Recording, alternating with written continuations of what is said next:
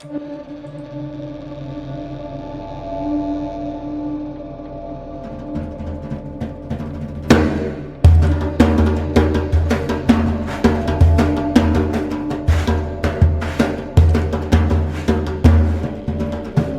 there, it's Lacey J, here to ask you to go to spacebearmedia.com right now to access all our content, buy yourself some merch, and most importantly, send us a message, a question, fan mail, even hate mail.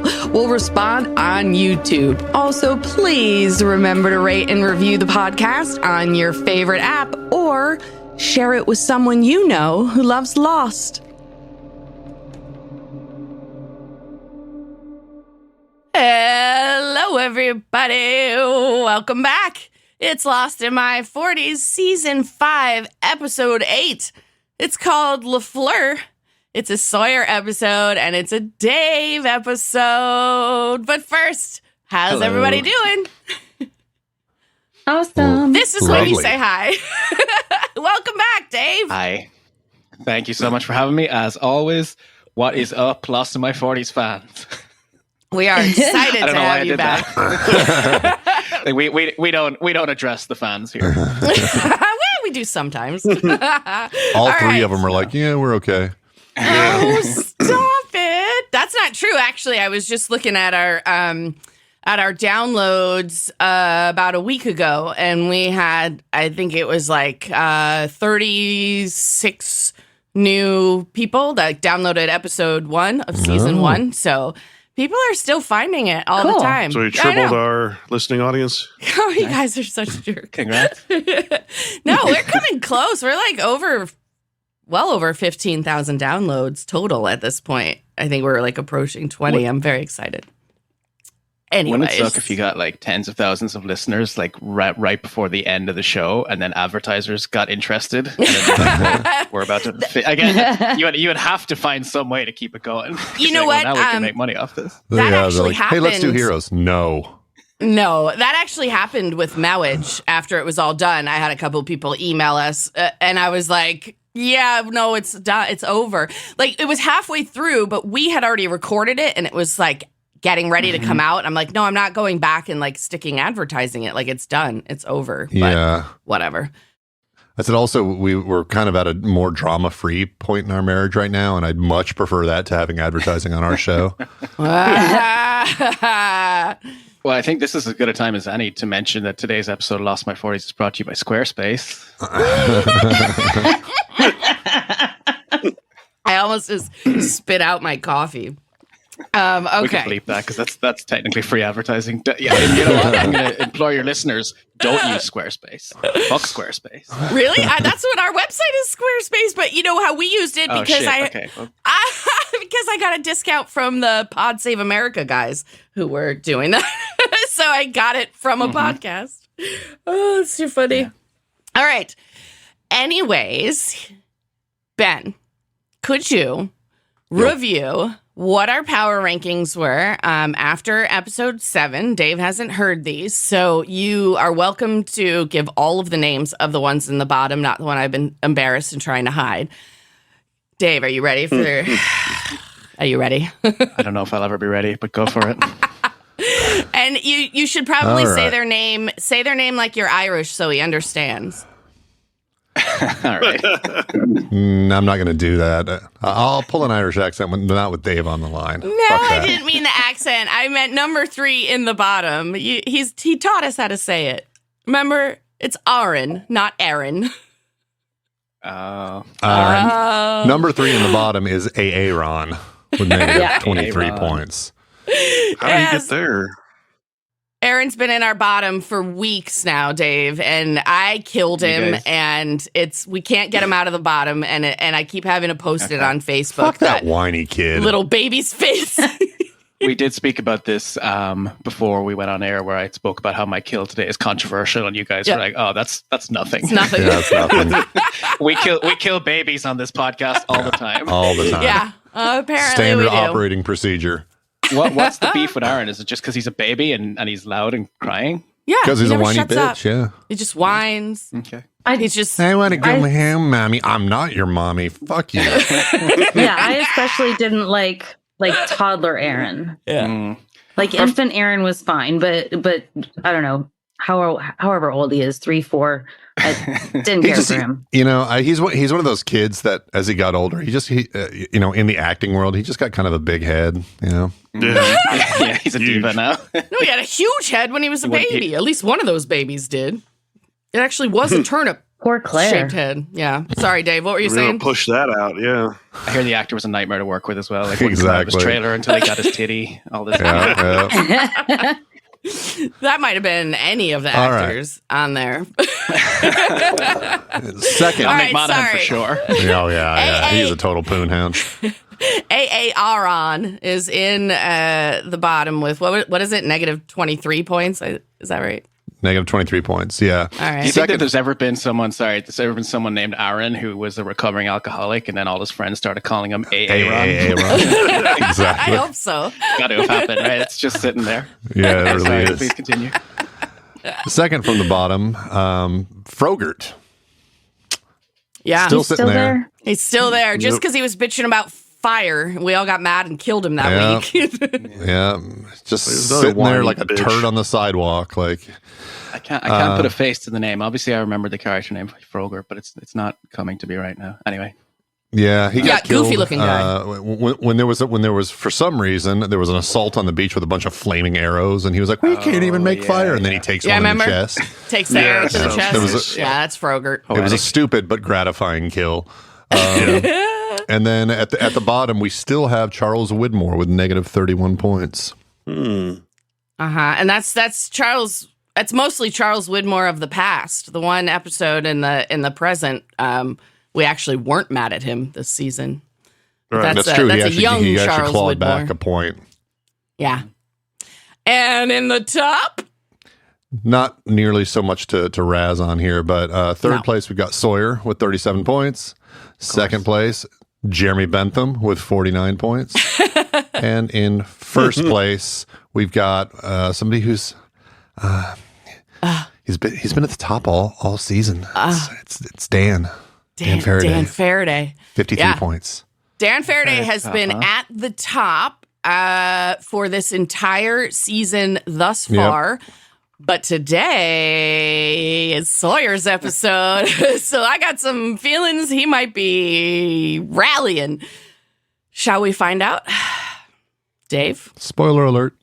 Take us through LaFleur. Let's get into it. So when you send me the little, synopsis outline for this episode, I add my little edits in red. And I literally have one before this whole thing even starts because I wanted to comment. I don't know if you guys noticed. I wanted to comment on the previously on Lost today. Oh, okay. For this episode, I don't know if you guys see it. Like, I know it's not on every platform or but we see it on especially Hulu. As someone who hasn't. Yeah. Especially as someone who hasn't been watching it lately, this one was just particularly funny to me because it just opens with Sawyer slapping Faraday, and then cuts to Faraday explaining something, and it doesn't really give much more context than that. Like, I can fill in the blanks, and I remember, but it's just so funny that it's like slap. I think we're jumping through time. Why did you add the slap in the previously on Lost? It's so just like beating down. That's really funny without the words before it. Yeah, just the slap. Yeah, it was very. So it made me laugh out loud like immediately. So I just thought I would give that a little honorable mention. It almost made it into my best moments, except I just thought it would be shitty to have the previously on Lost as my best moment for this episode. That's like having the 15-second commercial in the middle of the episode is your favorite moment. Exactly. Do you guys see that shit? That Amazon Prime is doing that now. They put commercials in their fucking shows. Oh, yeah. And they want $3 more a month. Unreal. Anyways, monetize that shit. Before we freak out about capitalism, we should talk about the episode. Thanks a lot, Amazon. Can you imagine working for that company? Oh, I know. I said before we go on about capitalism, we should do the episode. And here we are. All right. Okay, so we open in 1867, or possibly earlier, on the island. The episode opens in a scene from episode 5, This Place is Death. The time travelers had just jumped, and Locke fell down the well. Sawyer is left holding the rope that now disappears into the ground. Again, Miles says, I think he can let go of that now. And again, Sawyer attempts to dig Locke out of the ground with his bare hands. He's losing it, begging everyone to help him. And Juliet kneels down and whispers, James, stop. You notice the way she handles him so well. And like, obviously this has been building up over a few episodes and we haven't talked about. I think I mentioned like Juliet had a love story, in season 5, but I don't want to ruin it for Derek. Like in the episodes leading up to this, you see like their interactions start getting sweet, and I think we even had a conversation about the way she handles him and calms him down. Yeah, and we did.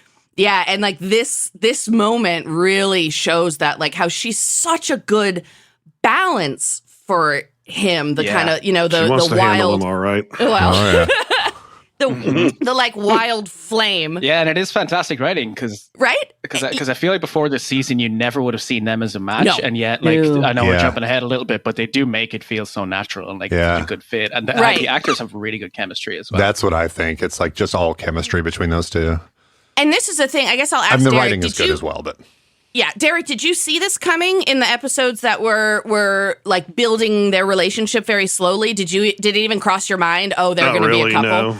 Yeah, see, it didn't mine either when I originally watched it, and I going back and watching it again, and now watching it with you guys, you can see all of the little pieces in like the episodes leading up to this one, where they have these sweet interactions. Like we noticed those, but you just don't see this coming.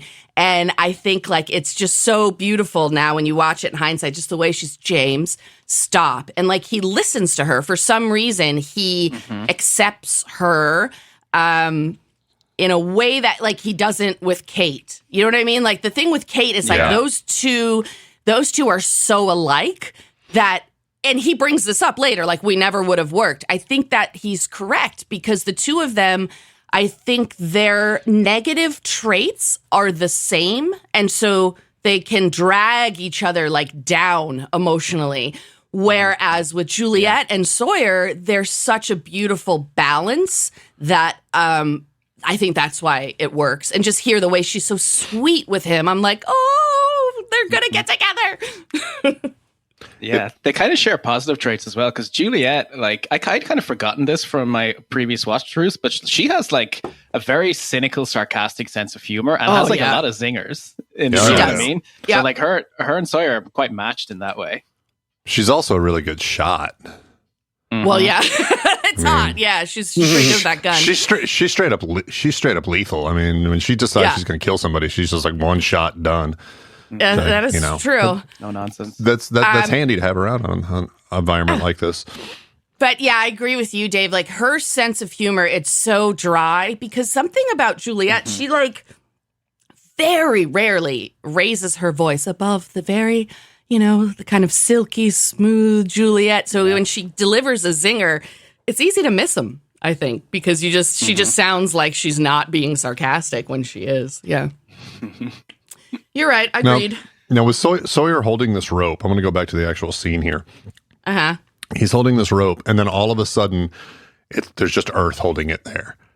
Don't you think you're going to notice the difference in your body weight being applied against this rope, holding a probably 180-pound man versus it just being buried in the earth? Yeah, because probably hot, right? Although, well, he just came out of a flash too, so you don't know how that he could be disoriented. Disoriented. Yeah. Why doesn't the rope age? I don't know. Well, it's also like, right, so we got to talk about the physics of this, I guess, because all this earth sort of appears there, and you have to assume the rope traveled because their guns travel, right? It's like whatever they're holding, right? So I guess the rope is going to be, now unless like Sawyer himself moves it up, but the rope is going to be buried exactly the way it was hanging. Do you know what I mean? So if there was like a slight... Sure. I guess, But if somebody is on a rope, then there's going to be a natural sway to it, right? They're always going to be moving a little bit, and you're going to feel that difference.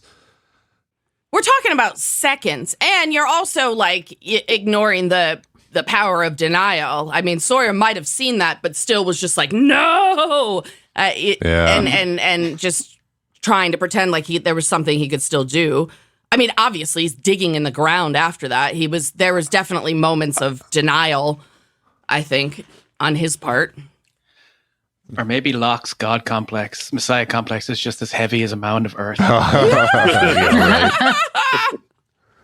Also possible. Plus, digging with his hands was like all they really needed to do was have a seance and raise the spirit of Ana Lucia. She would have shown up with like a fucking caterpillar and just started moving Earth.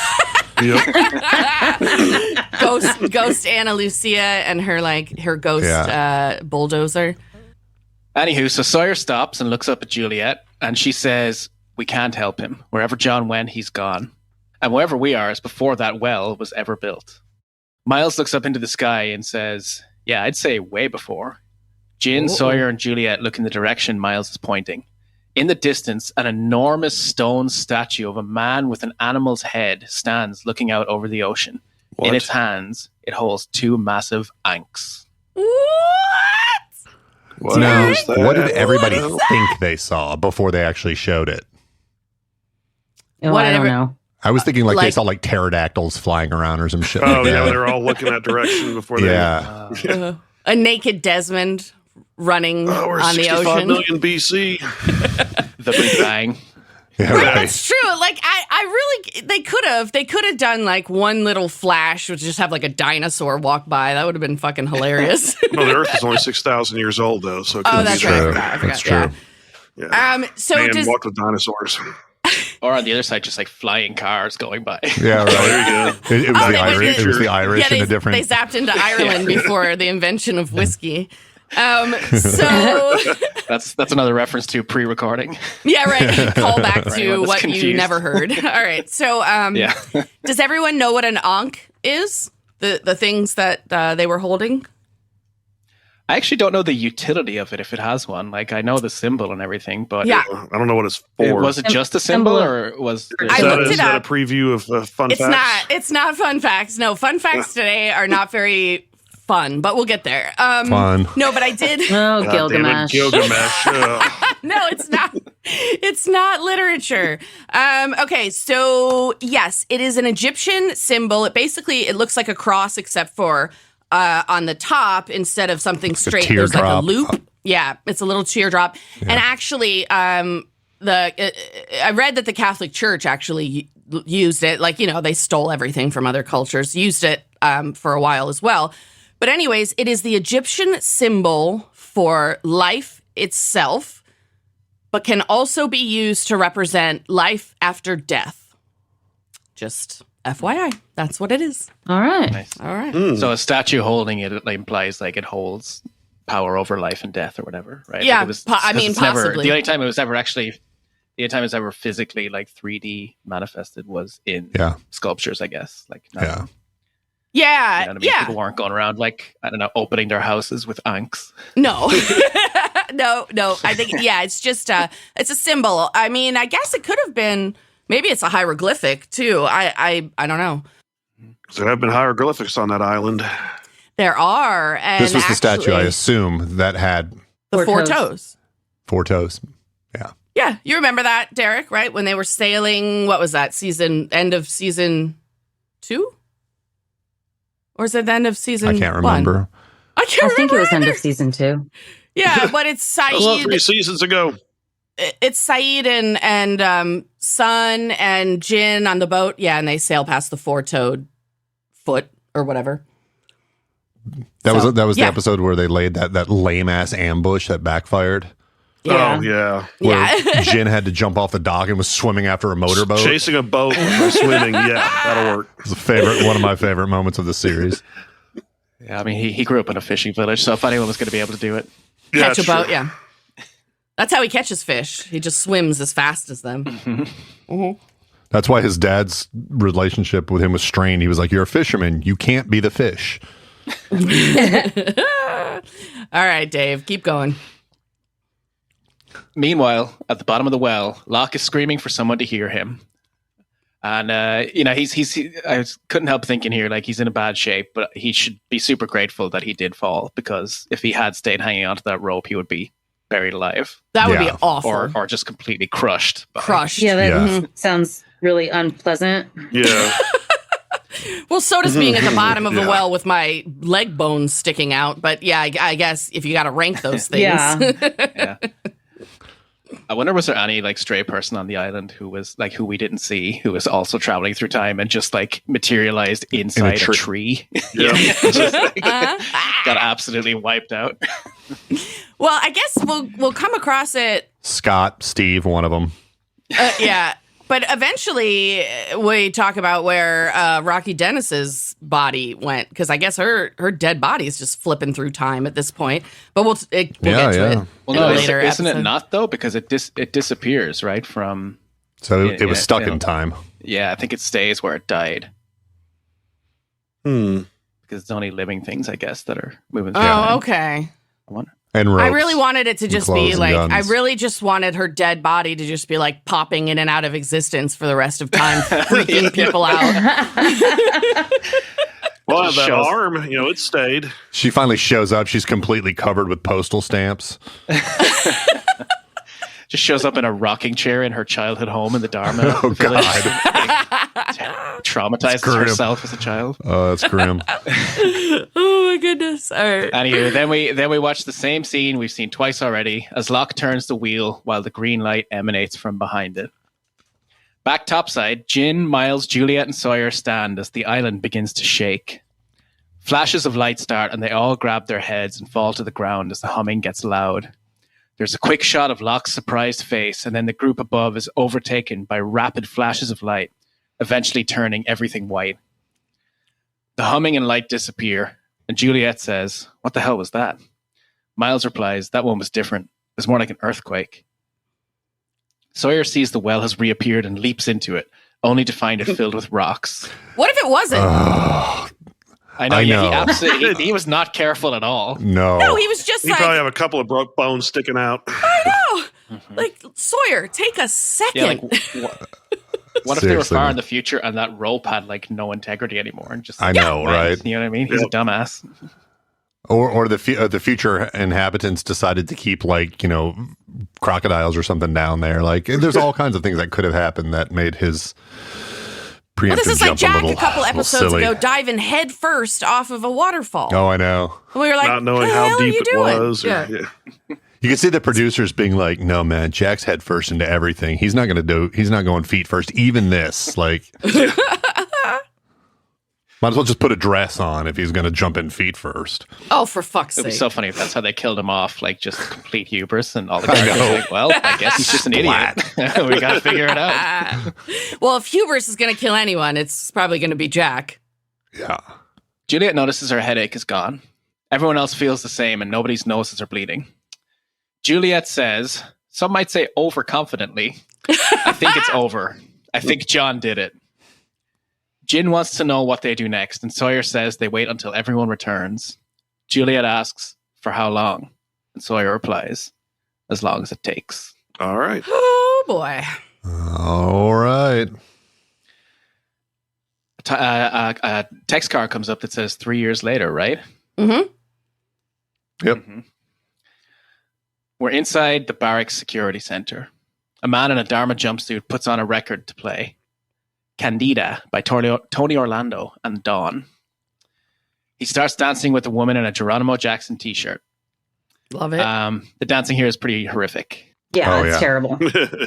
Well, it's just very obvious that they hadn't cleared, they didn't know what song they were going to use yet. They hadn't cleared any rights because you see this in TV shows a lot, to be fair, but they're completely off rhythm. Pretend dancing. Right. Okay. Yes. Mm-hmm. I was just going to say, or maybe they're just white people. That's what I was going to say. I was like, they just were like, hey, we're white. That's what that looked like. Yeah. Oh, behind the couple are 8 black and white cathode ray tube monitors displaying areas with the sonar fence pylons. A plate full of brownies and some Dharma beers on the control panel below the monitors. Are these Dharma pop brownies? Are they? Sonar fence. That's what I was thinking. Are they Dharma with the pop Geronimo brownies? Jackson t-shirt? Almost certainly. Definitely, yeah. Oh, not 70s? Yeah. That's what I'm thinking. I think a sonar fence? It's an underwater version of the sonic fence, I assume. Oh, okay. Did I write sonar and not Sonic? You did. Yeah. I didn't even notice. I didn't even And notice. Dave read it that way too. When he read it, I thought, that must be a pretty thick accent. Sonic was like, nope. That's amazing. Look at the power I have over Dave. He's like Ron Burgundy. Just write it down and he reads it. I'm not a science guy. I thought those words were interchangeable. Scotch. Nope, that's what we have Ben and Derek for. They correct all that stuff. Yeah. The rest of us don't know. I'm not on initiative material, as Horace says to Sawyer later on. Yeah. Suddenly, a crabby-looking fellow, speak the devil, in another Dharma jumpsuit. Nope, not speak the devil. I thought this was about Horace. It's not. Suddenly, a crabby-looking fellow in another Dharma jumpsuit bursts into the room to yell, "Are you kidding me? I'm gone 10 minutes and you're having a hootenanny?" No, stop. Incredible word. Hootenanny. The dancing Dharma man tells the grumpy Dharma man to stop being a bummer. He calls the woman Rosie and says she just stopped by to bring some brownies. Grumpy turns off the music and his name, Phil, can be seen on his jumpsuit. Under the name, it reads Security. The other man's jumpsuit has the same title, and his name is revealed to be Jerry. Phil says they're on the clock and Rosie shouldn't be here. Jerry replies, mellow out, Phil. What's going to happen, huh? The polar bears are going to figure out a way out of their cages? They probably also shouldn't be drinking beer and eating pot brownies if they're on the clock. Also, what's on the clock? They're not getting paid. Yeah, what clock? I mean, right. you get a paycheck money? out there? I mean, yeah. All right, whatever. Pretty much, I assume you get like a big old salary at the end. Right? Stock options, probably. Yeah. There you go. 3-year stock options. Anyway, Grumpy Phil says that's not the point, and that if LaFleur finds out, it's going to be his ass. He says, I'm the one who's going to have to answer to him. Jerry claims that LaFleur won't discover anything, just as Rosie notices something strange on one of the monitors. They all look to see a stumbling man by a set of the pylons. Phil wonders if it's a hostile, and Jerry flips a switch to turn on the audio. Rosie says, is that Horace? We can now see clearly that Horace is taking a massive swig from a bottle of liquor before putting a stick of dynamite in his mouth and lighting it. Oh my! He then throws the dynamite at a tree and it explodes. Can we talk about this for 1 second, though? Yeah, Horace knows how to have a good time. Apparently. Well, when we find out, excuse me, later, what happened, I'm like, how emotionally dysregulated is Horace that he and his wife have a tiff over her ex-husband and he lights dynamite in his mouth? Like, calm the fuck down, Horace. What the fuck? Well, I guess he's a recovering addict, right? Isn't that implied? Because Sawyer's like, Horace doesn't drink. You know what I mean? So, I guess so, yeah. So this is him falling off the wagon, and it's pretty clear why he gave it up, because he does shit like this. Yeah, right. My dad was an alcoholic my whole life. I never saw him light a stick of dynamite in his mouth. But all right. Horace. Did he have access to dynamite? Yeah, did he have access to it? I guess that's a good point. And too, Derek, there's no AA on the island because AA Ron hasn't been born yet. This is That's true. Yeah. So Jerry says, he's got dynamite. Very observant. Sherlock? Phil freaks and tells Jerry to get Rosie out of there. Jerry tells Rosie to leave and not to speak to anyone about being there. Phil says, we got to get LaFleur. Both men look nervous, and Jerry's afraid 3 a.m. is not the right time to get LaFleur. Jerry says, maybe we can handle this ourselves, huh?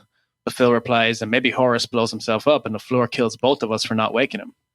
Both men look at the monitors to see another explosion and turn and run out the door. I love how they're building up to this. Ooh, this LaFleur guy. He sounds like scary, tough. Yeah, he must be a hard ass. Boss man. Surly character.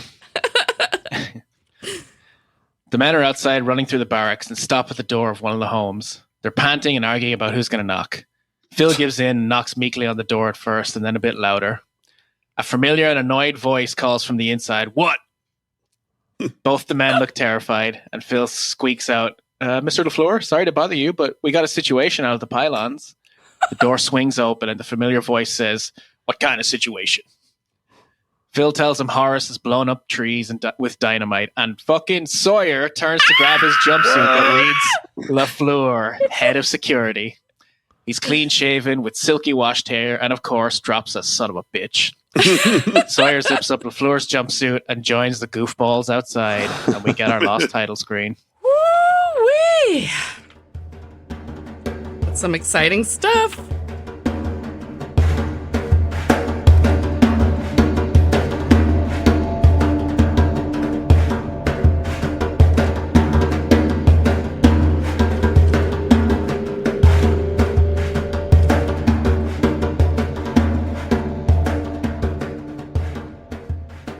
And we're back, and a horn is honking.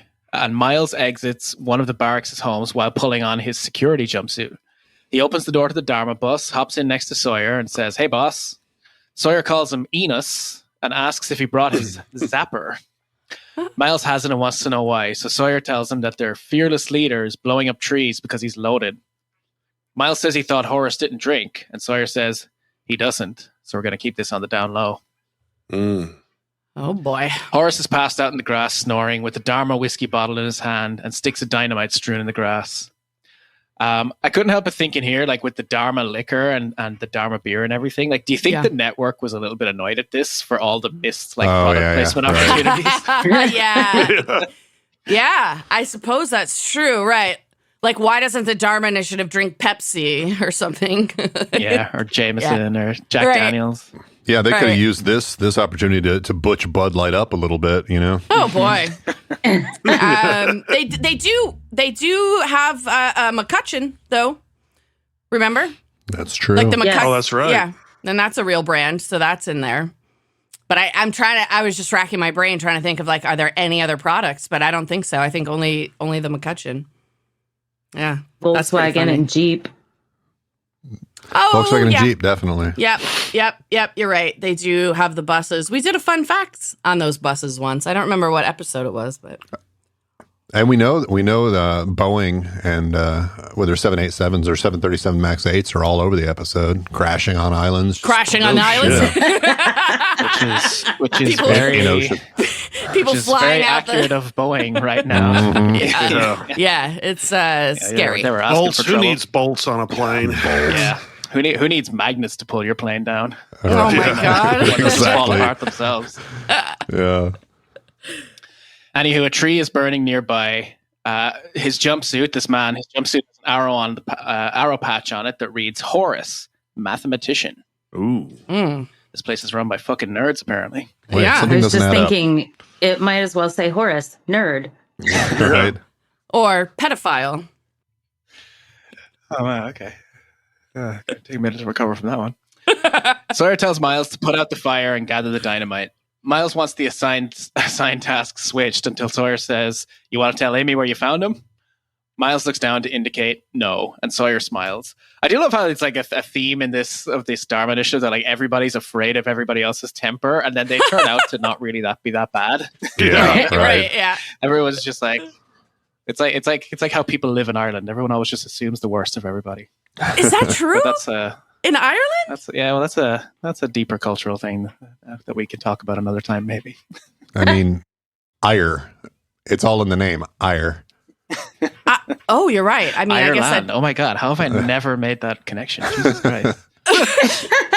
I cannot tell if you're being shitty or I'm not. No, I'm not. You blow my mind wide open. Holy cow! This is why Dave keeps coming back, because of the way we open his mind. Thesis on that. Well, I don't know. My experience in Ireland is that everyone was very lovely, but maybe they were quietly angry at me. No, well, my summation of it is always that we're very nice to visitors, but not that nice to each other. Interesting. Mm-hmm. Here in the United States, that would take a while to. Yeah, in the United States, we're not nice to just visitors shitty to everybody. or each other. we're just awful. God. I don't know. I always found Americans very welcoming, but well, that's because we love the Irish. It could be a goodwill, I guess, the an Irish accent. person. Yeah, you walk around with that accent, Maybe. you can like mesmerize Americans like the Pied Piper. But God forbid you're brown, you're not going to get the same reaction. Here we go. Are we back on? It's fine. I can't help it. It's going to go towards racism or late stage capitalism. One of the two. I mean, everyone, we are just stressed out. 2024 is just gonna be a fucked up year here in this country, and it's already a fucked up year. Yeah, I know. You guys have fun. How's real estate in Toronto, Dave? Expensive. Not good. Well, Not the four good. of us are thinking of building a commune in Costa Rica. Do you want to come with us? Can we build it to look identical to the Dharma compound? Yeah. I suppose we could, yeah. We Have kind Dharma of could. beer and whiskey.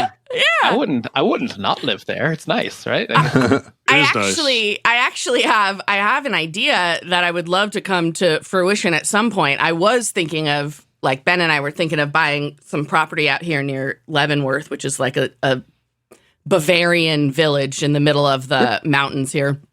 But I would love to have enough property that everyone that I love, like whether it's poly partners or friends or whatever, that we all live on the same property in our own tiny homes, which would essentially be like living in the Dharma barracks, would basically be the same thing. So yes, Dave, we can make that happen. I don't know. I mean, we're fleeing the United States from fascism. You're probably not having that problem so much in Toronto, but if you just wanted to come with us, that'd be great. Well, all right. I guess I don't know enough about Canadian politics. I think I'm actually going to invite William Mapother to come with us as well, just to give it the authentic feel. And he's probably not doing anything anyway right now. Yeah. And then we can like hunt him for sport. Sorry, I shouldn't have said that. Tom can visit for the holidays. Yeah, right. No. Oh my gosh. I just want to tell the listeners, in case you haven't noticed, you are in the midst of what will definitely be our longest episode yet. Oh. That's the lost the plot guarantee anytime one of us comes on. All right, let's keep going. All right, well, back to it. So Sawyer's knocking on a barracks door with Horace over his shoulder. And what an absolute tank Sawyer is, because Horace is not like a small guy. No. And he's just carrying him around like he's a baby. It's unbelievable. Can you remember when Locke did that with his dead father? Oh, yeah. He had like dead weight and he's still just slinging him over his shoulder. Everyone on this island is like impervious to weight and head injuries. Yes. Yeah. Well, his father's weight was nothing compared to the weight of his destiny. So. Right. Oh, wow. That was deep. Yes. Deep. A woman with dark red curly hair opens the door. She gasps and says, "Oh my God, is he okay?" Sawyer goes inside and chucks Horace onto the couch. The woman, Amy, looks to be late in her trimester of pregnancy. Sawyer tells her that he found him near the flame, blowing up trees, and wants to know why. Amy calls Sawyer Jim and says that she and Horace had a fight, but it's personal. Sawyer says, "Personal? You think this isn't going to get out? It'll be on the Coconut Telegraph by breakfast." Again, almost made my best moment. Love that. And it immediately makes me like picture like Hurley with a whole bunch of coconuts just out there just spreading the word. Amy says it was about Paul. Just as Sawyer asks if she's okay, Amy falls forward in pain. He helps her up and Amy says the baby is coming now. Sawyer says, "Oh, hell." It really was too soon for another son of a bitch, but I kind of hoped that he was going to drop another one there. I thought the same thing. I bet it was network TV. They were probably only allowed so many bitches per like episode. Oh yeah. Yeah. Mm-hmm. We call them actresses, Lacey. Oh my God.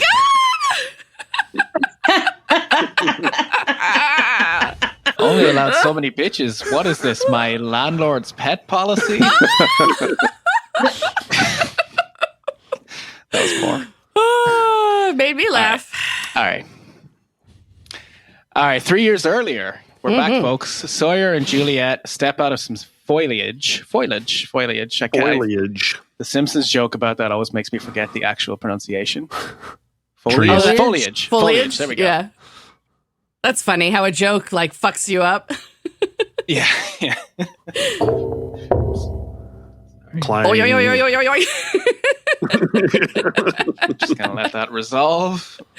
That's the noise that Locke makes when the island gives him approval. Yep. Or someone tells him it's your destiny. Ding. And I'm just gonna take that paragraph from the top. Alrighty. Sawyer and Juliet step out of some foliage.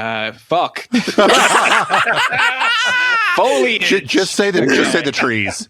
Now I have to leave all of that in. Yes. Amazing. All right. Sawyer and Juliet step out of some foliage to find Daniel Faraday kneeling alone in the jungle, muttering to himself, I'm not going to tell her. Don't even tell her. I won't. They notice Charlotte isn't with him. Juliet walks over to Daniel and stoops down next to him. Sawyer, Miles, and Jin hang back. Faraday is still muttering, no, I won't do it. I won't tell her. I won't do it. Juliet says, Daniel, you okay? Daniel, where's Charlotte? An incredibly distraught Daniel says, she's not here. She's gone. She's dead. She's dead. There was another flash and she was just gone. Her body just disappeared. She moved on and we stayed. What? See?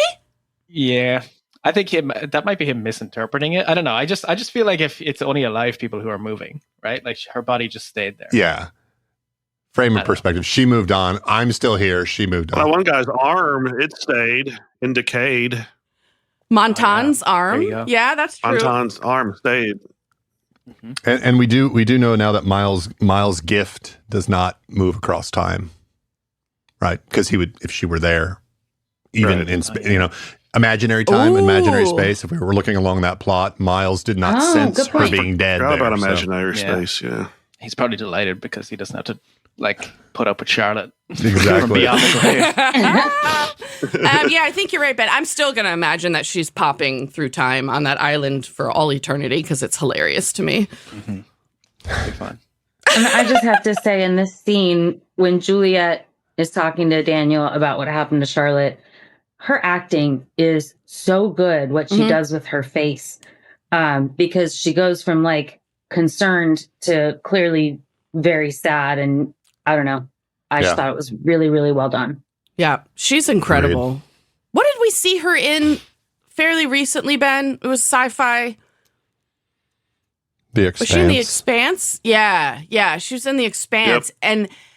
And she still has that quality about her. I think it's something natural about the woman, not just her character. She was like that in that series Revolution as well. Yeah, it's just the way that she comes across. She's so calm and so, I don't know how else to explain it. Yeah, she's like that. I feel like she should do, what's that on the Calm app? Sometimes they have celebrities and they come in and they read you bedtime stories. Matthew McConaughey does that.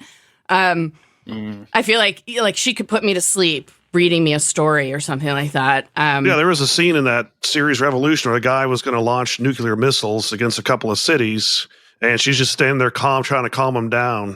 What are you going to do? What's this going to do? I mean, she wasn't oh my God, you're going to destroy, millions of people. Yeah, she's just really good at that. Go ahead, Dave. It's the character explanation is that she has good bedside manner, right? I guess. Sure. She's a midwife. She's had to give a lot of bad news to a lot of people and be a grief mop. But that definitely applies to the actress as well, for sure. And if you enter the code LMIS40s on CAM, you'll get 30 days. There we go. I hope someone actually tries that. Can you imagine? They fucking lied to me. Your code doesn't work. Someone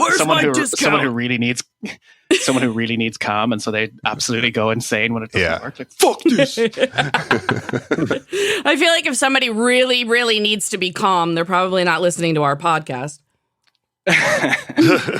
Juliet says she's sorry, but Sawyer says, hold on, wait a minute. We stayed? We're not traveling through time anymore? You saying it's over? Faraday replies, of course it's over. Wherever we are now, whenever we are now, they love making those jokes. Yeah. We're here for good. He then goes back to muttering to himself about how he won't tell her. Sawyer says, okay, swell. Until Dan checks back in, I say we head back to the beach. When Locke gets back with everybody, that's where they'll be looking for us. Miles thinks that's dumb because the camp is gone and all that's at the beach is arrows. Juliet agrees with Sawyer and says, Sawyer's right, Miles. We should go back to the beach. We survived there before. We can do it again. Miles sarcastically says aloud that going to the beach and the orchid are the only plans these people have, which did make me laugh. Before storming off, Sawyer says, hey, zip it. I'm heading back to the beach. If our stuff's there, great. If not, we build new stuff. Torches. Yeah, let's stop at the torch farm on the way. Yeah. You don't like that plan? Good luck. Miles looks to the rest of the group and asks who put Sawyer in charge. Without a word, Juliet and Jin follow Sawyer. Well. I love this episode so much. It's like this sort of culmination of Sawyer's transformation since the show has started. Mm-hmm. And now you see him as like this leader and protector and eventually head of security, hilariously enough. And I just feel so proud of Sawyer when I'm watching this episode. I love this show. I love Miles little making fun of them, how they only have two plans, because it's almost like a little self-deprecating joke by the writers. Yeah, right? Exactly. I don't know, fuck it. Let's go back to the orchid. All right, yeah. That's it's either that funny. or the writers giving the location scouts shit. Right. That's great. A little while later, Miles is now leading the entire group on the trek to the beach, so I guess he got with the program. Apparently. Faraday and Jin are not far behind, and Juliet and Sawyer take up the rear. He thanks her for getting his back on the beach thing, and Juliet says, "You should thank me. It was a stupid idea." He wonders why she agreed, and she says, "Any plan is better than no plan. Besides, if I hadn't agreed with you, we'd still be arguing about where to go next. I just hope you figure out something better before we get there." Sawyer says he's open to suggestions. It's like they're almost in a relationship already. You know what I mean? It's like she supports him in front of the group and then is critical when they're alone. Like, that's the way a relationship should work. It's like they're just sort of naturally moving into that without really saying it. And I love it. Yeah. Well, even here they establish, like, because, you know, at the end of the episode, he says, like, when he's trying to convince her to stay, he's like, "Who's going to get my back?" Right? And it's referencing this, I guess. Right. Yeah. And writing. that's when, in that scene, that's when they really, I think, you see the light bulbs going off in their heads. Like, wait a second. Like, what's going on between us here? Yeah. Mm-hmm. Sawyer's like, "I got a boner." And it's not just because of physical attraction. Oh, you almost made coffee come out of my nose when you said that. Holy moly. So Juliet, hoping that Sawyer figures out something better, Sawyer says he's open to suggestions just as they hear gunshots and stop in their tracks. And did it drive anybody else insane here that nobody ducked? Like, nobody got down? Motherfuckers. Yeah. We're in Compton. You gotta go. Around. Like, yeah, that's true. Everybody just looks around to left and right. Like, no. Everybody's lie just down. Duh. Yeah. Miles absolutely could have, like, had his head taken off there easily. Each raises their World War II era rifles stolen from Widmore and Ellie in 1954. Sawyer moves toward the gunshots. Jin and Juliet follow. Faraday stands frozen, apparently in shock. A woman can be heard sobbing in the distance. "No, Paul! Oh, God!" The group runs through a clearing and spots two raggedy-looking men holding a woman at gunpoint. She puts her hands up and says, "No, please, we didn't know." And she turns to the man lying next to her and says, "Paul, please say something." One of the men takes a gun from Paul's dead body and then points his at the woman again while the other man puts a bag over her head. She's begging for her life. No. We were just touring this park. We didn't mean anything." Juliet wonders who these people are, but Miles says they don't know when they are. He turns to a zombie like Daniel and says, "We don't get involved, right? That's what you said." Faraday replies, "Doesn't matter what we do. Whatever happened, happened." Sawyer chimes in with, "Yeah, thanks anyway, Plato. I'm going over there." Wow.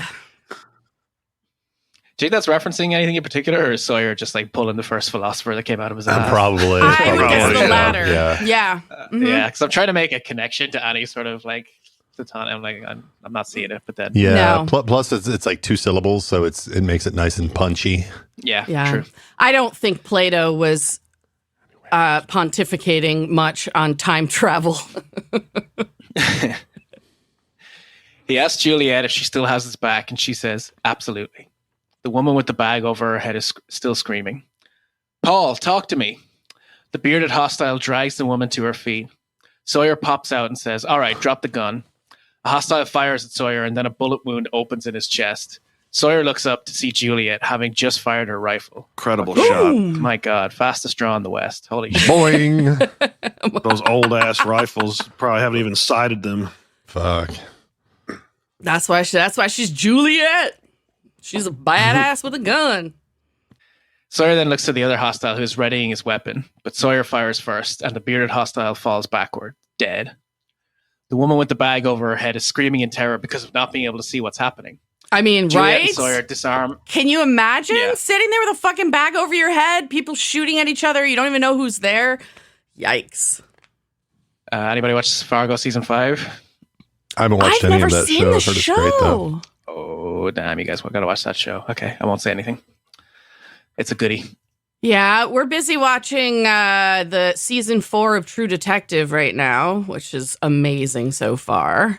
Oh, really? Christy, you're watching it, right? I'm not caught up on it. Oh, okay. I watched 3 episodes and I thought it was kind of boring. See, oh, really? That's what I heard too.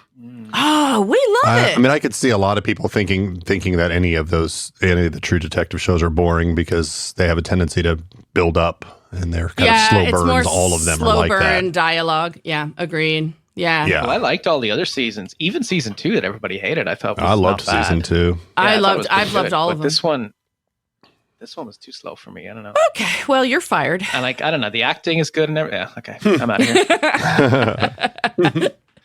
Anywho, Juliet and Sawyer disarm the 2 dead men, and Sawyer removes the hood from the traumatized woman and says, "It's all right. It's okay. You're safe. It's over." The woman is revealed to be Amy, who then asks, "Who are you?" Sawyer, unsure what to say, looks to Juliet and then back to Amy. Yeah, they didn't consider that part before they walked in. Who are we? What do we say? Yeah, you see it on their faces like, oh, shit. We need a story. Yeah. Paul wears a security jumpsuit similar to those we've already seen. Daniel is eyeing her red hair. Super weird. Mm-hmm. Juliet is cleaning up the picnic while Miles patrols with the rifle. Oh, sorry, guys. I'm gassy for my coffee. It's coming out the top. Don't worry. Wow. Well, it's not like we can smell it or anything. Yeah. No, it wouldn't be the first belch that's made it onto this podcast. So. Yeah. Juliet tells Sawyer that Paul is wearing a Dharma suit, which puts them in the 70s or 80s. He wonders if the men they killed were others, and Juliet says, "Beats me, before my time." Jin grabs a walkie-talkie from one of the bodies, and Juliet says they need to go. Sawyer approaches Amy and says, "Listen, sweetheart, we got to get moving now." She wants to know who they are, and Sawyer says, "Our ship wrecked here on the way to Tahiti, but that ain't important right now, because whoever's on the other end of this, those 2 might have given him a call before we saved you." Amy insists they buried the men because of the truce. Oh boy. She says, "We have to bury them, and we have to bring him back home. We have to bring Paul back with us. Please?" She starts sobbing, and Jin offers to carry Paul. Again over the shoulder. What a gentleman. Yeah. What a gentleman. Sawyer agrees to bury the men and carry her friend back, but says they better do it fast. A sniffling Amy says, "He wasn't my friend. He was my husband." Oh, wow. Can he be both? Yeah. Well, ideally. Do you think Sawyer dug those graves with his hands as well? Probably, yeah. I mean, Jesus Christ, that's like half a day's work at least. Yeah. Right? Even if you see it show up. Yeah, shallow graves, and I didn't see shovels out there, so he's like I guess. Yeah. He's become a sorcerer, and he just taps into like the power of Ana Lucia, digs a she comes in 6-foot trench with like a reed or something, and then that's it. Or maybe he just buried them under a bunch of leaves, like he didn't actually do anything. Yeah, that's what I was thinking. More just throw some branches and maybe some stones over the top. That's going to be faster than trying to dig. The entire group is now hiking down some hilly terrain. Hey, they could have just taken the bodies and thrown them down the hills, and then rode them down the hills, even like a sled. It would look like they. It would look like they fell on bullets. Oh my god! Sawyer quietly tells Miles and Juliet to listen up. He says, "When we get there, there's going to be a lot of questions, so just keep your mouth shut. Let me do the talking." Miles is concerned Sawyer won't be able to convince them they were in a boat wreck, but Sawyer says, "I'm a professional. I used to lie for a living." Well, just then, Juliet screams, "Daniel, stop!" Faraday complies and looks up to see a row of concrete pylons. Juliet tells Amy to turn it off, and Amy says, "Turn what off?" Juliet says it looks like a sonic fence, not a sonar fence. Well, maybe if she had said sonar fence, it would have been a little more convincing. She didn't know what she was talking about. Yeah, there you go. She and Sawyer glance at each other, and Amy says, "Where did you say your ship was going?" Sawyer snaps, "Listen, sister, we're the ones who just saved your life and hid those bodies. So how about you trust us and turn that damn thing off?" Wow. Amy goes to a control box. She types in the code 3856, and the panel unlocks with a beep. She reaches in and pulls something out as Sawyer whispers to Juliet, "Sonic fence? Didn't I say let me do the talking?" Juliet pointed out that if she had let Daniel take another step, his brain would have been fried. Sawyer says his brain's already fried. He ain't wrong. True. Amy announces that the fence is off. Cautious Sawyer tells her to go first. She proceeds, and a high-pitched buzz is heard as she easily passes through the pylons. She says, "See, it's fine." The group all move forward at once. Sawyer says, "And going forward, we should all do a better job of trusting." But before he can finish, there's a buzzing, and everyone falls to their knees, writhes on the ground, and then goes motionless. The buzzing stops, and Amy removes a pair of white earplugs from her ears. So this is the point where what you do is you take Miles first, and you say, "Miles, you walk through," and then you hold that bitch at gunpoint, and when he falls, drop her ass. God, Come on. All three at the same time? Hey, is this landmine operational? I don't know. Let's all jump on top of it and find out. God. I do like the secondary, kind of protocol there. You know, if somebody forces you to do the fence like that, you've got the earplugs. That's good thinking on the part of the Dharma Initiative. I like that. Mm-hmm. Mm-hmm. Be funny if they sent Daniel through first as a test, and he's just standing on the other side, still muttering to himself. And they're like, "Yeah, Miles, you better go through too." How do we know? We don't know that didn't fuck him up. Oh my God. Oh, poor Daniel. Alrighty.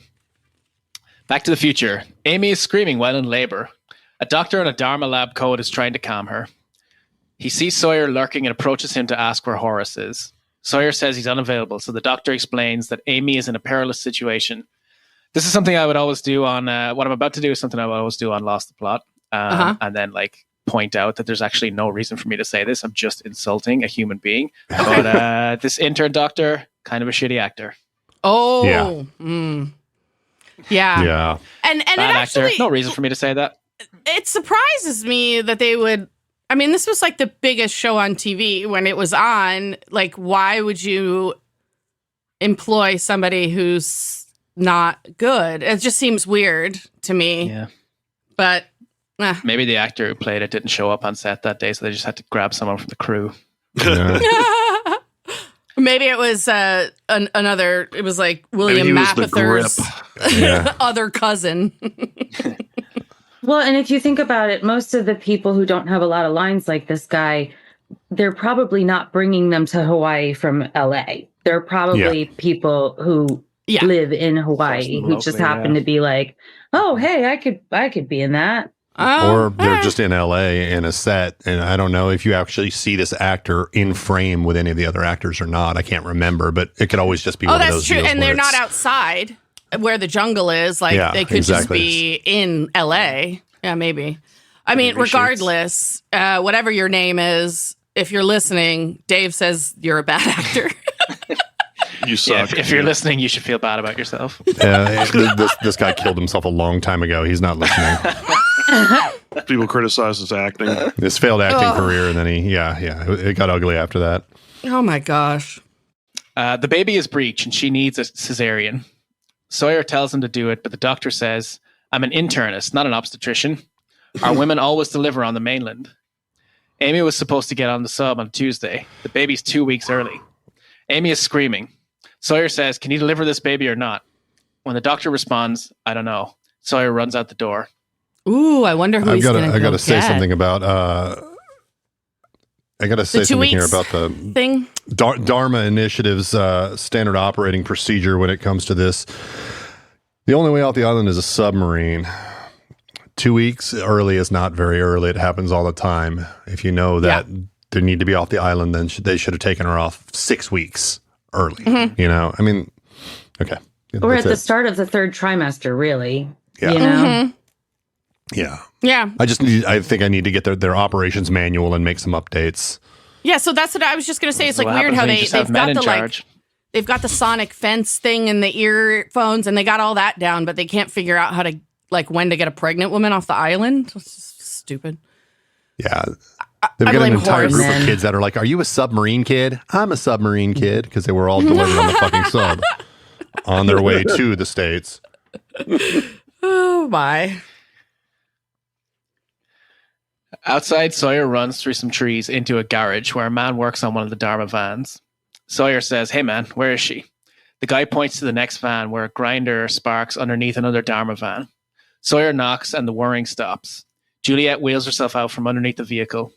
Her jumpsuit's Dharma logo patch has a wrench in the middle, and her embroidered pocket reads, Juliet, motor pool. What? She says, what's up? An exasperated Sawyer replies, Amy's having her baby. She's in trouble. Doc says she needs a cesarean. Juliet lowers her voice and says, we had an agreement. Sawyer says, screw the agreement. The other doctor has never done one, and he's guessing Juliet has. Juliet points out that every time she's tried to help a woman on this island, it hasn't worked. Sawyer pleads with her. Well, maybe whatever made that happen hasn't happened yet. You gotta try. You gotta help her. You're the only one that can. Juliet takes her gloves off, throws them at Sawyer, and takes off. So this is interesting. Like, what if Sawyer's right, Derek?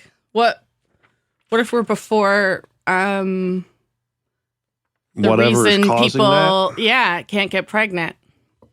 I wonder if we'll explore that in the end of season 5 or not. I think we might, based on what you're saying. It's a coat hanger gas leak. Oh, God. It did occur to me right now that I might need to amend something. I think I prefer referring to Juliet as like a midwife or something, but she's actually like a fertility doctor, right? She's a fertility doctor. Yeah, I think I'm being a little sexist and underselling her profession. My apologies. The terminology of midwifery you said, but I don't think you've ever disparaged her profession or underestimated her capabilities. Well, you can call her mid-husband. Yeah, there's nothing wrong with being a midwife either, but yeah, she's a fertility doctor, which means like technically the fertility doctor's not going to be the one that's going to deliver the baby. They're going to be the one that gets you pregnant. Yeah. You got to think though, in theory at least, they know how to do a cesarean, right? Like they've at least studied it. You'd think so. I would imagine that's a fairly routine surgery that I would guess. See, I don't know. I mean, I would suppose, I don't know what doctors go through. I know veterinary medicine. Every veterinarian learns surgery when they're in school, but I don't know that like you can become a board certified surgeon for like different things, but any general practice, like it's legal for them to do surgery. And they do learn basic stuff, but I don't know about humans. Maybe.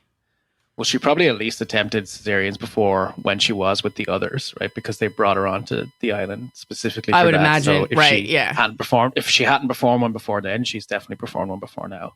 Right. But we know she took Jack's appendix out.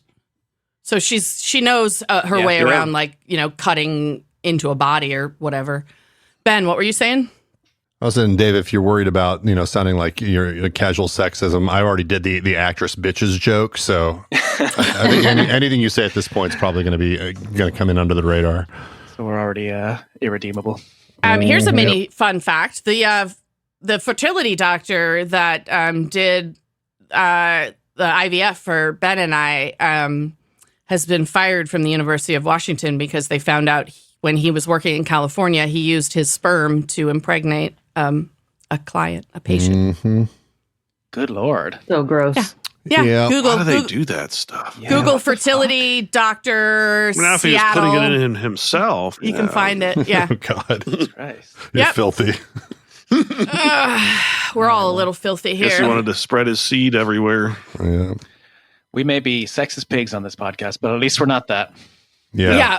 Well, and I guess what happened was... That's fucked up because that's not the first time that's happened. No. Well, and so what happened with this particular case, I don't know how many times this guy did this, but what happened with the particular case is that it was a patient who had 2 children via IVF using donor sperm, and so she thought. And apparently with the second child, he didn't use donor sperm, he used his own. And so when that child was 10 and had an older sibling by, I guess, a couple of years, the parents decided to do genetic testing so they could see if they could find relatives. And when they did that, they found that the boys were not related, even though they should have had the same father. And then in the one child's family tree, they found the last name of the doctor. And then they contacted that family member. Yeah. And then they got a private investigator, and then it all came out. And that was how it came out. And then they found out here 10 years later. I mean, the kid was 10, and he'd already been working in Washington for a long time. But anyways, it's fucking crazy. So, not so fun fact. Cheery note. Yeah, right. Jesus Christ.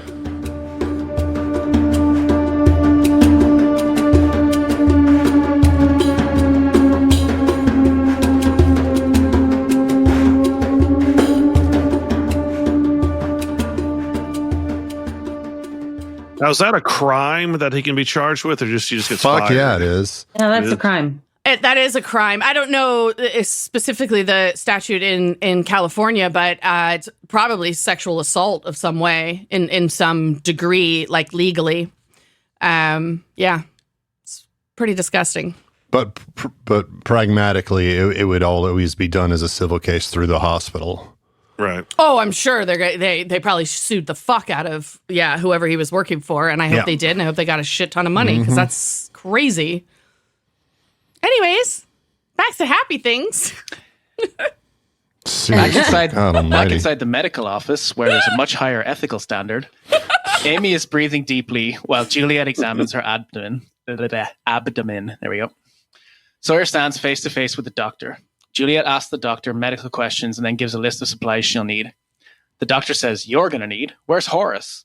Sawyer says he's speaking for Horace now, and Juliet is delivering the baby.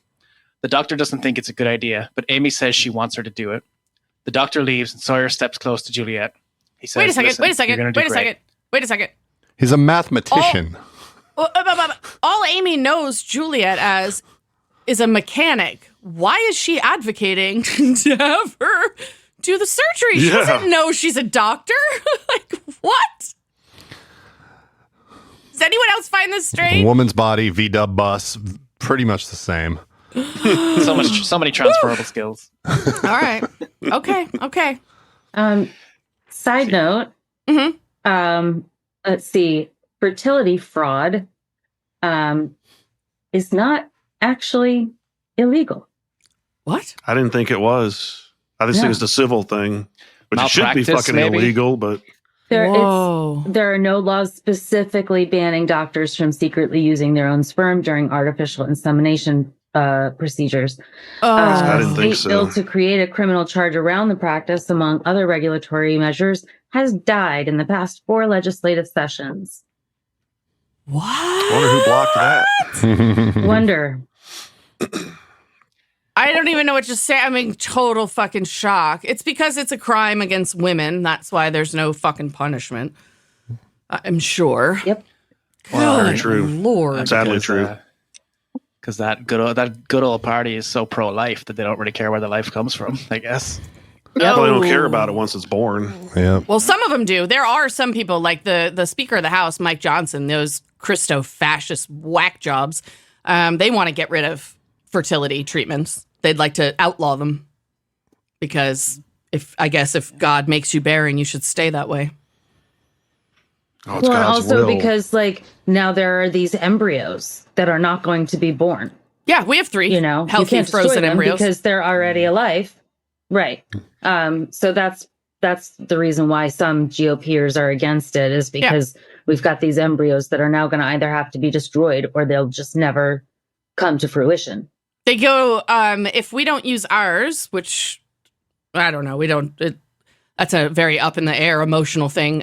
They will go to research. So we'll just donate them for genetic research so that we can help advance science if we don't raise a child. But yeah, they'd like to stop that too. Like any sort of medical God research. forbid we advance science. Yeah. How do we get back? We did it again. We're back to depressing. Page 7, racism, sexism, Christopascism, and now let's get We're getting it all. Good Lord. Dave brought up the GOP. They're pro-life because they're pro-life because they want more lives to ruin. Okay, back to it. So Sawyer steps close to Juliet and says, "Listen, you're going to do great. I know you are." Juliet puts on a stethoscope and goes back to tending to Amy while Sawyer heads outside. Yeah. Aww. I can imagine her coming in later.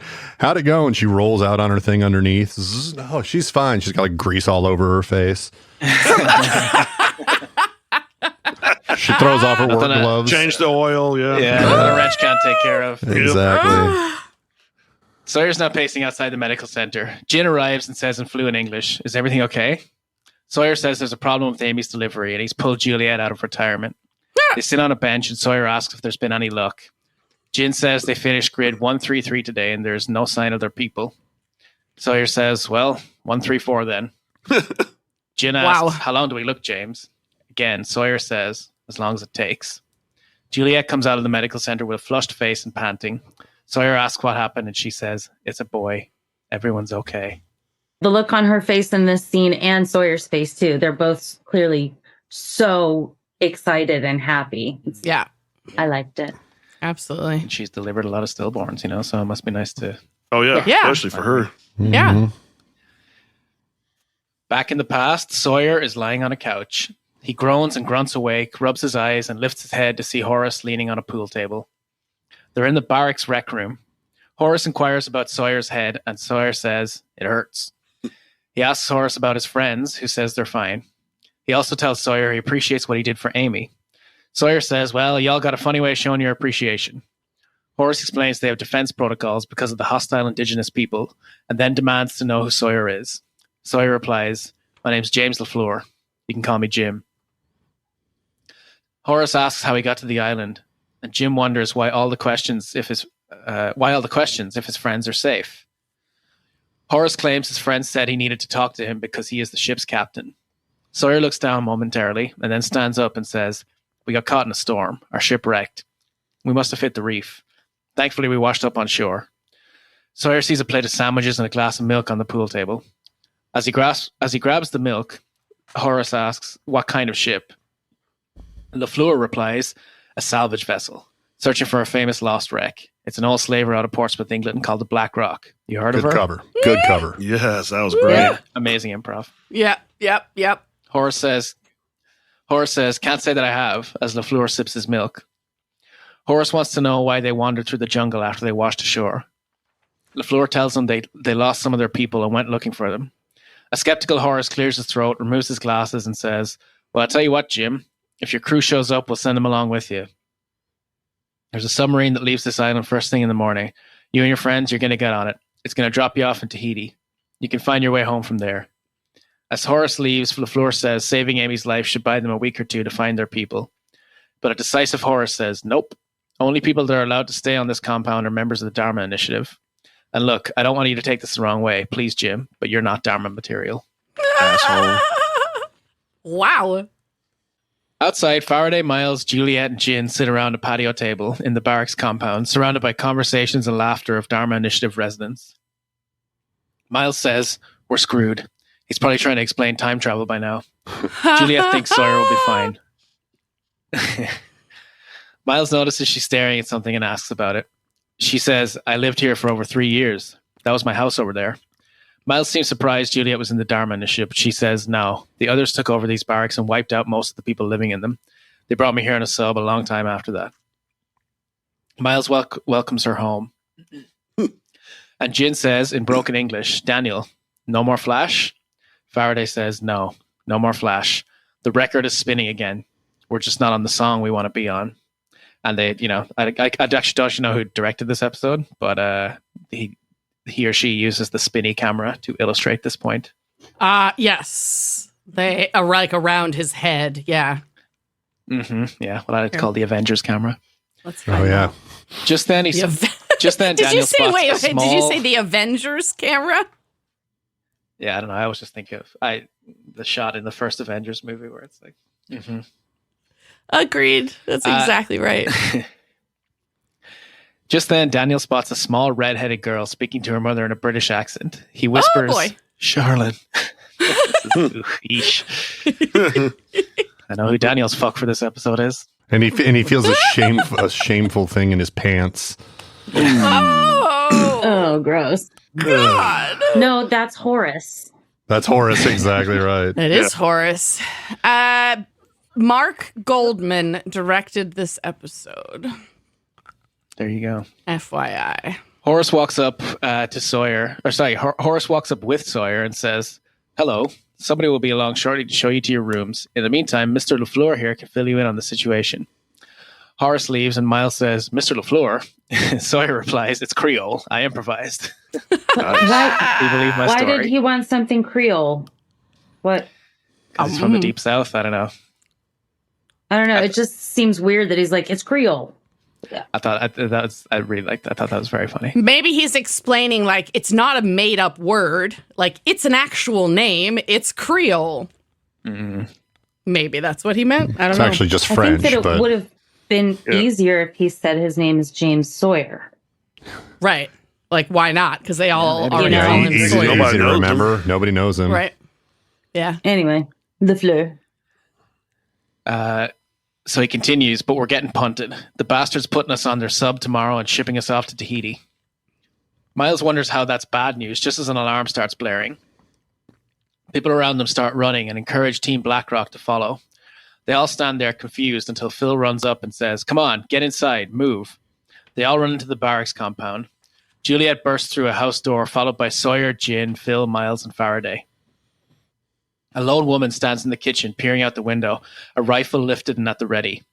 Phil tells her to keep an eye on them and then leaves. The alarm stops, and Heather returns her attention to the kitchen window.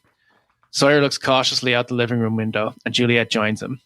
In the distance, a man carrying a lighted torch enters the barracks through the tree line.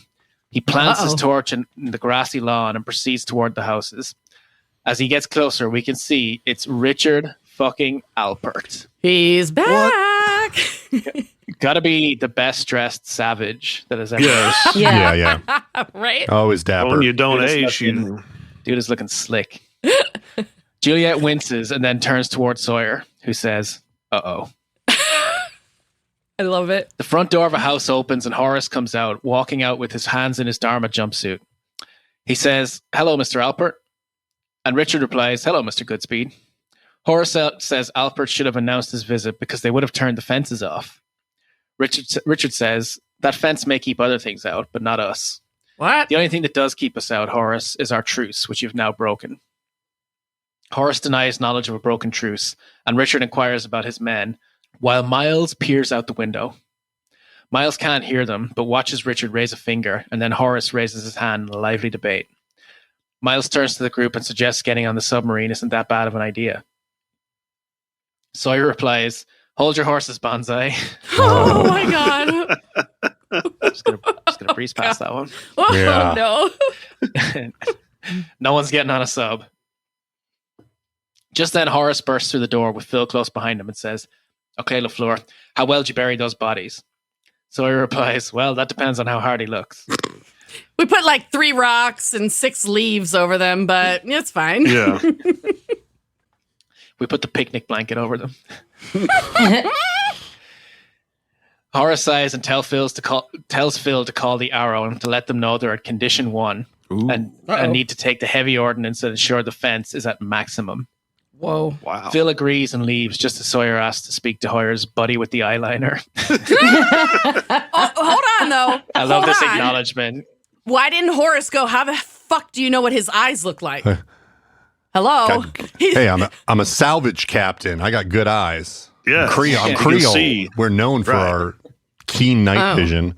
Okay, all right. Or that it's just hell of an eyeliner in the dark through the window 20 feet away. But okay. He's got it. Yeah. It's very funny because I feel like that is totally a nod to, like, I don't know. I just remember at the time the fandom everyone was talking about, like, why is this guy wearing eyeliner? I think we went over that in one episode. I can't remember if I made it a fun fact or not, but we looked it up, and it's just what he looks like. But he said he's dealt with that his whole life, and that he was actually bullied as a child for, like, quote unquote wearing makeup. It's really interesting because Being now it's so gorgeous. Yeah, Right, I was and going to say that- it's very striking, and he's Right. such a handsome man. Like, Never Yeah. aging. And also that never I aging bet those thing. bullies feel stupid now. Yeah. After he I plowed hope all their they did. girlfriends. So Sawyer wants to tell the eyeliner guy that he was the one who killed his men. Horace says he can't let him do that, so Sawyer says, "Well, it's a good thing I ain't asking your permission." Sawyer pushes past Horace, where Juliet gently stops him to ask if he knows what he's doing. Sawyer confirms he does not, but we'll figure something out. Oh, I love it. He marches out to Richard and addresses him by name. Richard asks if they know each other, and Sawyer says, "I'm the guy that killed your men. Heard some gunshots, saw two men throwing a bag over a woman's head. Gave him a chance to throw the weapons down and walk away, but one of them took a shot at me and I defended myself." Alpert wonders if Sawyer's people know he's telling him this. And Sawyer says they aren't his people, so if there was a truce with them, it hasn't been broken. If he isn't with the Dharma Initiative, Alpert wants to know who Sawyer is. Sawyer says, "Did you bury the bomb? The hydrogen bomb with Jughead written on the side. Did you bury it?" Oh boy. Alpert stares at Sawyer with interest, and Sawyer continues, "Yeah, I know about it. I also know that 20 years ago, some bald fella limped into your camp and fed you some mumbo jumbo about being your leader. And then poof, he went and disappeared right in front of you. Any of this ringing a bell? That man's name is John Locke, and I'm waiting for him to come back. So, you still think I'm a member of the damn Dharma Initiative?" Woo. Alpert replies, "No, I guess I don't. But no matter who you are, 2 of my men are dead, and my people need some kind of justice. Now, what are we going to do about that?" Moments later, Horace and Sawyer enter Amy's house, where she sits mournfully over Paul's dead body. She asks if the hostiles are gone, and Horace tells her they aren't. He says, "We told him where the bodies were. It was the only way to maintain the truce. Jim here worked it out with him, but, well, he's going to need something from us now. He needs to take Paul's body back with him." Why? I don't know. I don't know. Hungry? I guess Food? Hungry. proof that one of the Dharma is dead too. I don't know. Yeah. Yeah, Or that's the only just thing that a- makes sense 2 to for me. 1. Gesture of a sacrifice of some sort. Something like that. Yeah. Maybe. Yeah. Yeah, that's the only like not ghoulish sort of option I can think of. Everything else is sort of like but yeah, I would think it was just evidence that there's some balance in the trading of lives. Right. Amy gasps and cries as Horace kneels beside her and says, "We've been friends for a long time, yeah? So this is completely your choice. If you don't want to give him to them, then we will suffer the consequences." Amy Way looks to at Sawyer. manipulate a widow. No Yeah. shit. Yeah, he's real slimy here. Amy looks at Sawyer and then says they can have the body because Paul would want to keep them safe. She asks for a minute and Horace gives her some privacy. Sniffling and sighing, she removes a wooden ankh necklace from around Paul's neck and then gets up to leave. Sawyer says, "I'm sorry," as Amy passes by him and then asks Horace if he needs help. Horace says he's got it and then adds, "Hey, Jim, the sub leaving tomorrow morning. It returns in 2 weeks. Until then, you can stay and look for the rest of your crew." Thanks, Horace. All right. And they look down at Paul's feet and they see he only has 4 toes on each foot. Moments later, Sawyer finds Juliet looking over the water where the submarine Galaga is docked. He tells her that he bought them 2 weeks and, hopefully, Locke will be back by then. Juliet says, "And then what?" Sawyer seems confused and Juliet turns to look at him. She says, "Locke said he was leaving to save us. The flashes have stopped. They're over. No more bloody noses. We're already saved. That sub behind you brought me here. I've been trying to get off of this island for more than 3 years, and now I've got my chance." Sawyer looks devastated as Juliet says, "I'm going to leave." Sawyer reminds her that it's 1974 and there's nothing to go back to. I think that's the first time we get confirmation of the year, right? Yes, I think so. Verbally, yeah. You know Mhm, the I general think so. era, but yeah. He Yeah. must have just seen it on a calendar or something.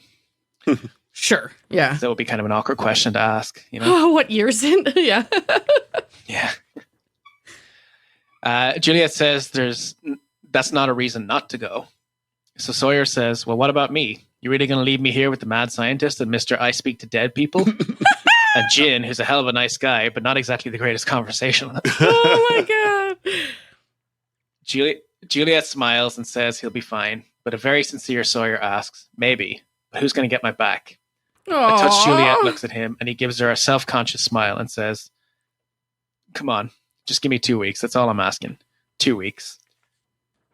Juliet smiles and agrees to 2 weeks. They both smile and look out over the water. 3 years later. So yes, back in what we now know as 1977, after the longest 2 weeks of Juliet's life, it's a beautiful day, and LaFleur, who may I say is wearing a groovy shirt. Absolutely. Is, Purple paisley. Is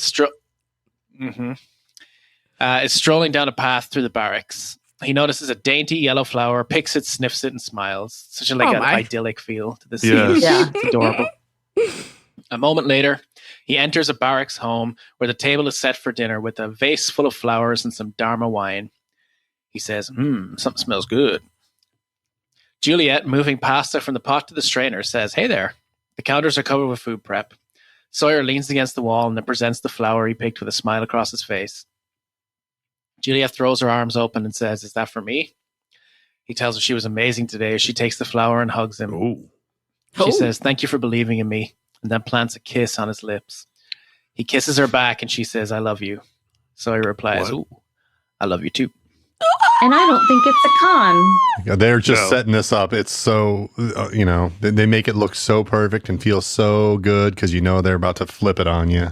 Oh, of course. Yeah. The second you watch the scene, you're like, all right, so Kate's going to be back soon? Is that what we're doing exactly. here? He pulls a flower. He picks up a flower. You're like, oh, that's cute. He walks in. The second you see Juliet's there, it's like, oh, Kate's back. Sawyer's not allowed to be happy. Yep. Well, it looks like they had a wonderful 3 years. So Sawyer's now wearing his glasses and reading a book in a comfy chair. Horace wakes up on the couch beside him. He's groaning and holding his head when LaFleur tells him there's good news and bad news. Horace asks for the good news, and LaFleur says, you're a daddy. Bad news is you missed it. Boop. Horace is shocked. LaFleur smiles and says, it's a boy. Horace puts a glass of ice water to his head, and LaFleur inquires about the exploding trees. Horace says, I was looking for a pair of socks, and all of mine were dirty. So I went to grab a pair of Amy's, and I found this. He must have small feet. What? Yeah, I was thinking that Amy's too. got huge ones. Yeah, if he could, she has big feet. Yeah. Yeah, man. Oh. He pulls Paul's ankh necklace from the breast pocket of his jumpsuit. LaFleur seems annoyed. They got into a fight over a necklace. Horace acknowledges the stupidity, but says, it's only been 3 years, Jim. Just 3 years that he's been gone. Is that really long enough to get over someone? Oh, boy. LaFleur ponders this momentarily, sighs, and then says, I had a thing for a girl once, and I had a shot at her, but I didn't take it. For a little while, I'd lay in bed every night, wondering if it was a mistake, wondering if I'd ever stop thinking about her. And now I can barely even remember what she looks like. I mean, her face, she's just gone. And she ain't never coming back. So, is 3 years long enough to get over someone? Absolutely. And I know I wasn't the only one. Sawyer. I know I wasn't the only one thinking here. Like, those are kind of different situations. A little bit, yeah. Your husband dying versus your crush leaving. Yeah. Right. Definitely different. And also, like, immediately all you can think is like, oh, is that so, Sawyer? Well, let's test that theory. Let's test that. Yeah. Early the next morning, Sawyer and Juliet are asleep in their bed. The phone rings and Juliet tugs at Sawyer to get him to answer it. Sawyer grunts and then crawls over Juliet to pick up the phone. Did anyone else notice the pillow kind of like knocks the phone off the hook here? And so no, I didn't notice that. I didn't. It's a bit of a blooper, but it kind of goes up and down again. And I'm like, oh, he just hung up that phone. But anyway, he answers it and says, what? Wait, what? No, don't bring him in. Just meet me in the North Valley. Sawyer retrieves his glasses from the dresser and snags a jumpsuit from the closet. Juliet is asking him what's going on. As he turns to leave, he tells her it was Jin on the phone. She wants to know if everything is okay. And he says, yeah, I gotta go. Oof. Uh-oh. Who's coming? Sawyer drives a Blue Dharma Initiative Jeep up to the North Valley, just as the early morning light illuminates the shoreside meadow. Because that's where valleys are, by the shore. Always. Yeah, that doesn't make sense at all, does it? No, it doesn't. Once again, the location scouts, they were like, God damn it. He parks the Jeep and gets out as a blue Dharma van arrives. The passenger door opens and Hurley steps out, wearing a jean jacket and carrying a guitar case. Jack steps out of the back in his suit and gives Sawyer a little nod. 1977? Hurley looks as somber as we've ever seen him. Sawyer stares at them in amazement and anticipation. As Kate steps out from behind Hurley, he pulls his glasses from his face. She's wearing a tank top and black pants. Her hair is pulled back like in season 1, and her freckles are freckling. Indeed. Sawyer is mesmerized as she looks right at him. Their eyes lock, and Sawyer stares in awe as his hair blows in the breeze. Threesome. Boom. Lost. End of episode. Wow. What an ending. Holy shit. Seriously, what an ending. Did not expect that. Yeah, it really it says a lot, right? Because now we know with the imaginary time. Yeah, imaginary time. But with the Ajira, like Flight 316, like half of the people are in 2007 on Hydra Island, and these guys ended up in 1977. Like, what the fuck? It's pretty cool. Anybody want to do some not so fun facts? I say only because we are actually going to talk about Horace's pedophilia today. I thought it would be. Okay, so you guys need to explain this one to me because I don't know. Well, it's the actor, not the character. The actor's a pedo. Get out of here. Oh, I didn't know that. In a way. So what's the actor's name?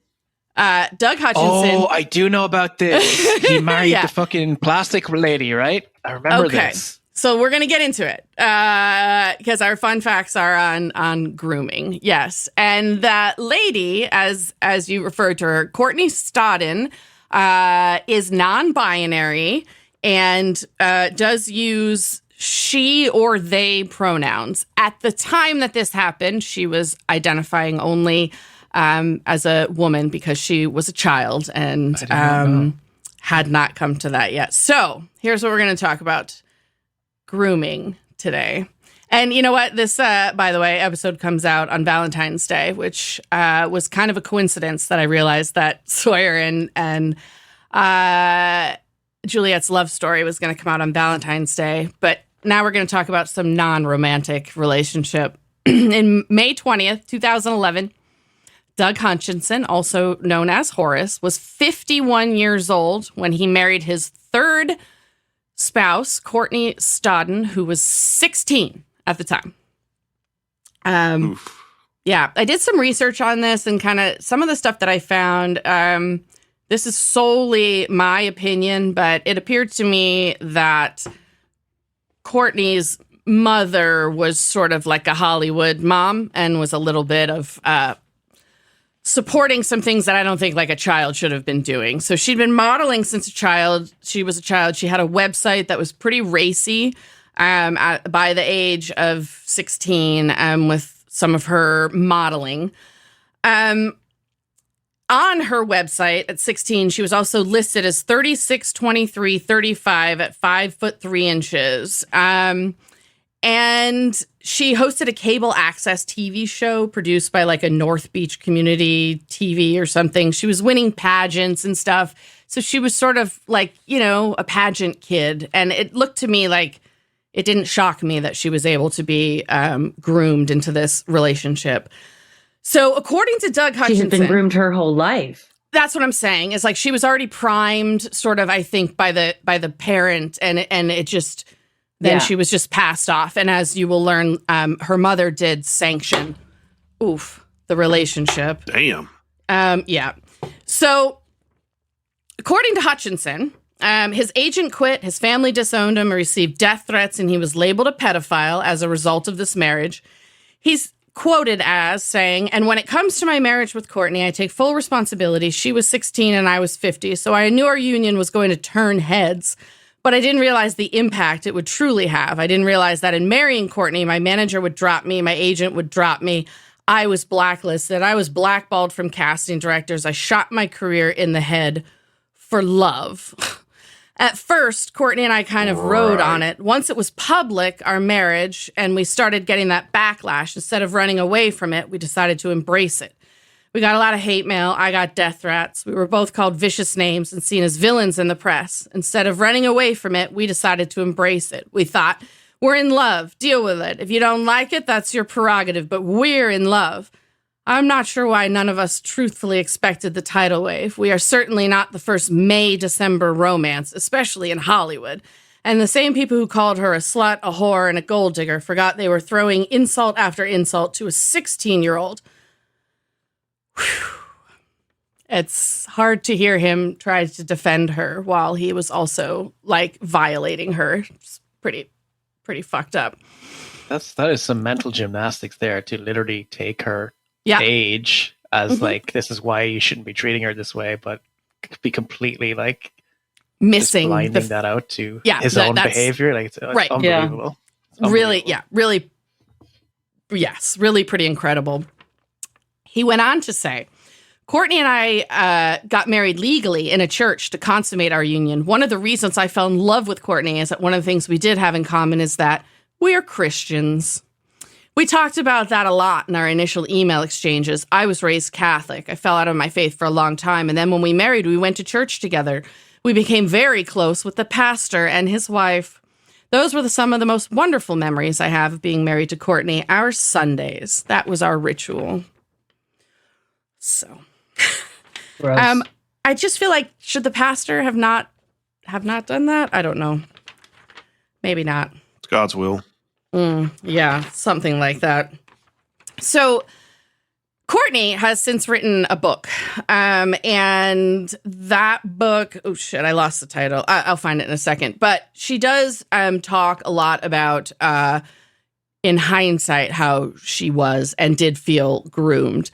But going into it, what happened was that she initially emailed him like some kind of fan mail. She claims he contacted her through her website and initiated contact.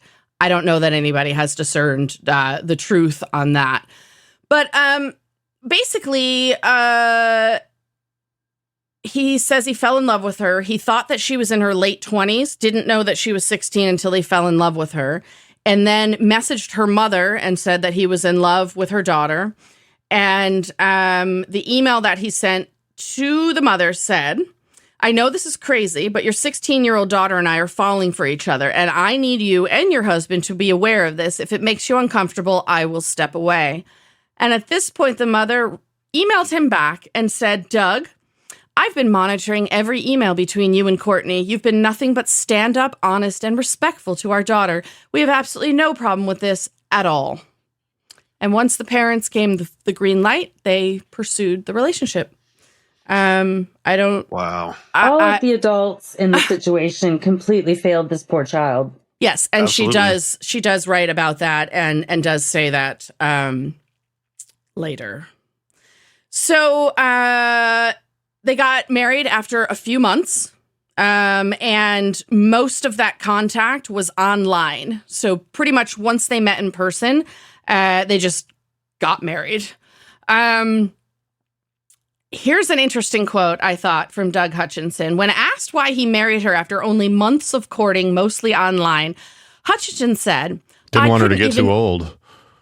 No, this is interesting, and I don't know if it's truthful or not, but he's throwing a bit of a responsibility barb here. He says, I couldn't even conceive that it was possible until Courtney and Krista is her mother, I'm sorry. Courtney and Krista revealed to me that there were certain states in our country that would allow someone in our situation to get married with parental consent, like Nevada. So it sounds a little bit like he's trying to frame it as though, her mother was basically, it was her idea and she was passing me off. Could be true, could not be true. Regardless, all of the adults in this situation are just disgusting. So after this, obviously the relationship was like completely rocky. And they ended up they couldn't make money. Like he said, he got blackballed. So they ended up going on a reality show about couples therapy and agreed to have a therapist basically like on television. And they entered sort of the world of like reality TV celebrity or whatever. The show was called Couples Therapy, and it depicted celebrity couples undergoing counseling for relationship problems. And I don't know how I feel about the therapist because she kind of like praised the relationship, I guess. Anyways, here's how it fell apart. They got married May 20th in 2011. By November of 2013, they announced they were filing for divorce. August of 2014, they announced they had reconciled. May of 2016, they announced the couple was expecting their first child. August of 2016, around 12 weeks into the pregnancy, they announced a miscarriage. May of 2016, they renewed their vows. January of 2017, they separated, but were still living together. And in March of 2018, Courtney filed for divorce, which was finalized March of 2020. In regards to the marriage, in regards to the miscarriage, Hutchinson claims the entire thing was faked. He says, I couldn't get a job to save my life in Hollywood anymore. I was blacklisted. We did get a couple of reality shows that kept us afloat for a bit.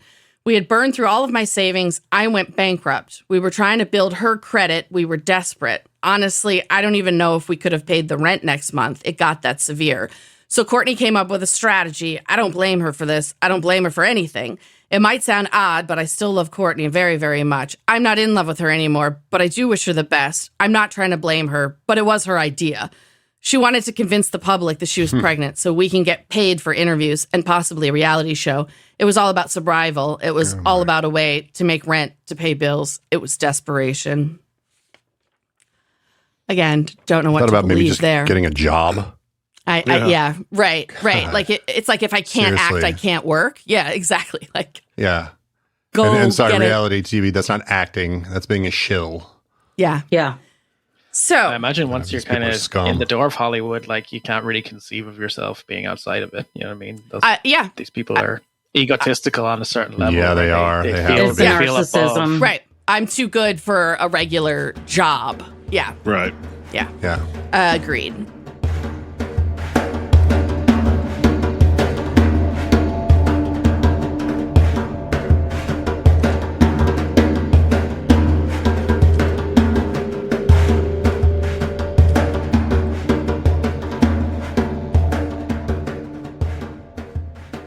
So I saved Courtney's quotes for last because I think, honestly, that her voice is the most important in this. So in 2021, she publicly stated that her marriage was a result of Hutchinson's grooming. She said, I felt completely trapped, manipulated, and at times abandoned by adults growing up in such an environment. It became a lonely and dark place. I've been scared to even speak up about feeling groomed or being verbally abused during the almost 10-year marriage because I was a child and he was 50 when we married. But I'm now a woman and it's time for me to put my big girl pants on and speak on this matter. If it didn't happen, I feel like my whole outlook on life would be so different. Experiences that are traumatizing can either break us or we can utilize them to shape us into a stronger individual. And that's really one of the main reasons why I'm speaking out is because I want past victims and survivors to really tap into the part of themselves. We are so strong. It's just really made me very fearless. And on Instagram, Courtney made a post that spoke directly to Hutchinson, and it said, "You've left me, a child woman, feeling belittled and confused. These things I shall overcome. I wish you well. But please don't ever do this to another minor again. It's not right, even if the parent signs off. Wait a respectable amount of time before marrying. Children aren't on your level. I'll always love you regardless. Be better, as shall I." So that's the story, Dave. It's pretty fucking crazy. Wow. Yeah. But you know, the age of consent is 16 in about half the states still. Yep. Yeah. It's it's pretty fucked up. And I just honestly Delaware up until 1880 it was 9. Oh my God. Gross. Yeah. 9? Puritans. In Afghanistan it's puberty still. Well, I mean, in the Quran, Muhammad marries Aisha when she's 6 and 8-year-old. consummates. Oh, 6. Marries her when she's 6, consummates it when she's 9. So yeah, actually. But back then, she probably looked like she was like 25 at that point. I mean, people aged quickly back then. Gross. You look at King Tut. He got married like at 11 or something and died. Yeah. Oh, yeah. He ruled as a child. Yeah, that's right. Anyway, this is a bold stance, but don't marry kids. Yeah. Right. Exactly. Seriously. Don't fuck them either. Like either of those two. Yeah. I wanted to, since we've got into the scenes, where we're seeing Horace, I've planned to kind of bring this up because I thought that it was an important topic and the topic I remember of we talked about grooming. this earlier in the series. Yeah, we mentioned like that he was gross and had done this, but I wanted to talk a little bit more about it and then also give Courtney a bit of a voice because what they went through is just, it's just disgusting. Like that your parents are supposed to. Her parents were okay with it. Yeah, like they should be protecting you from predators and explaining to you as a child, like when a man who's 50 is doing this, this is not appropriate. Like it's just like, holy fuck. Anyways. Her parents just saw her as a paycheck. Yes. Yep. Yeah, and that's what I meant when I saw Jerry Lee Lewis. Yeah, like the whole child star thing and all of it, it just seemed that way. And, when they married, like he had just been on the biggest show on television. And I think mom saw like dollar signs at how they didn't think that would backfire. That like people would be like, "Oh, yeah, After this that, is he great." really didn't do shit. Yeah, no, he was destroyed as he should have been. It's disgusting. Yeah, so let's do some best and worst moments. I'm going to start with Christy. What'd you think of LaFleur? Well, I would say best moments.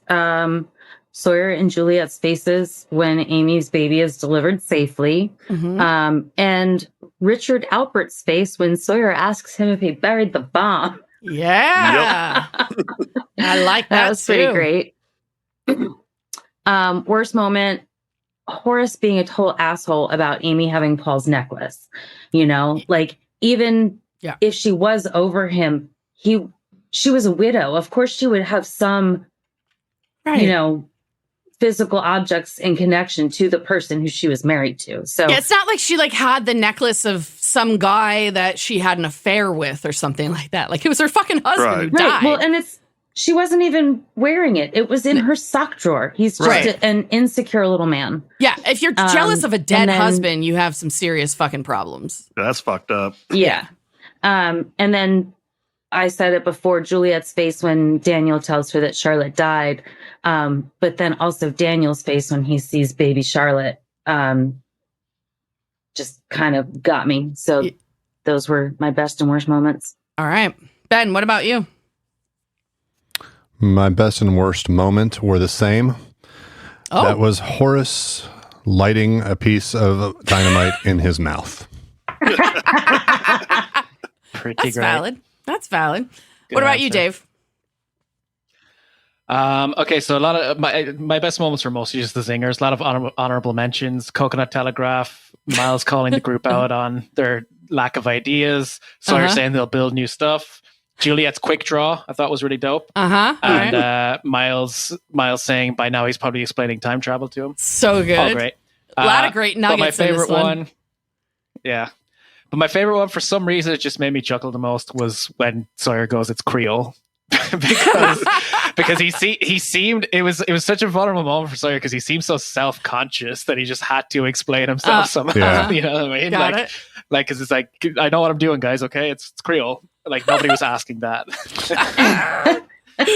That's great. My worst moment, Lost can be quite lousy with tropes. It makes sense for the TV and the time. Yeah. But there was a trope in this one that I'm going to call Chekhov's pregnancy, where if a character appears unexpectedly pregnant, they're going to have that baby early. Yeah. So it was, I just found it super corny when she starts to go into labor and he goes, "Oh hell," like just very, very corny. Yeah. Worst agreed. Moment. My best moment was the entire flower picking sequence. This sort of transformation of the traumatized con man to this groovy 70s guy taking time to sniff the flowers. It's just amazing. And I loved every second of it. So you're living the American dream. Yeah. And his hair looked really good there. Oh, it's so good. Yeah. I really had a hard time with worst moment, I just really love the episode, and so I think I forgive some of the little things. So I didn't have one. I just LaFleur. I think it's one of my favorites of the series. So, what about you, Derek? Did you have best and worst? Yeah, my best moment was the scene with Sawyer and Alpert. Sawyer just basically telling him like it is, and just to look at Alpert's face when he's realized, wait a minute, this guy's something. He knows about the bomb. He knows about the crazy bald guy. Right. And worst moment, I had a hard time finding one, but yeah, Horace getting pissed off about the necklace was, just stupid. Yeah, that's true. It was actually a really good episode. There really weren't any worst moments in it. Yeah. All right, let's do some power rankings. How about we start with Ben? What'd you have this week? Let's see. So my bottom, I only had 2 on the bottom. Second worst, I actually had Amy Goodspeed. Ooh. I don't know what it is about her. I mean, and maybe it started off with the pregnancy trope. But something about her character, something about her just really, really puts me off. I'm not sure exactly what that is, but she just really grated on my nerves the entire episode. She came over with the earplugs as well. Yeah, exactly. I saw that coming. Worst, Horace, partially because he's Horace, but also partially because in real life he's a pedo. So I had a little trouble separating the character from the actor in this case. But there's no hard and Jeffrey fast rules Jones. here, so fuck it. Yeah. At the top, in third place, I got Richard Alpert for the same reasons, like just his expression when Sawyer was talking to him was pretty remarkable. Second place, I've got Sawyer, and in first place, I've got Juliet, because Juliet was sort of, you saw the full spectrum of her. She went from being reassuring to being sweet to being lethal. Just everything that is required of her character, she kind of delivers in spades.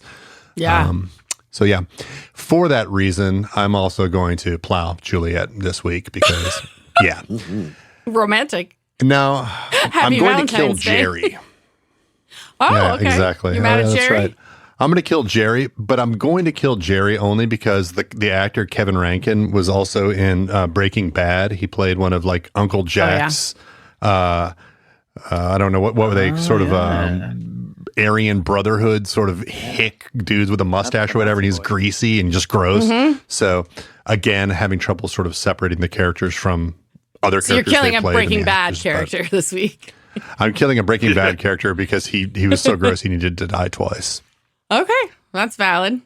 Christy, what do your rankings look like? So at the third, we're doing third place first, right? For the worst? Yeah. Okay. So third place, Horace's hair. Yep. Well, yeah. I had a hard time looking at him. Mm-hmm.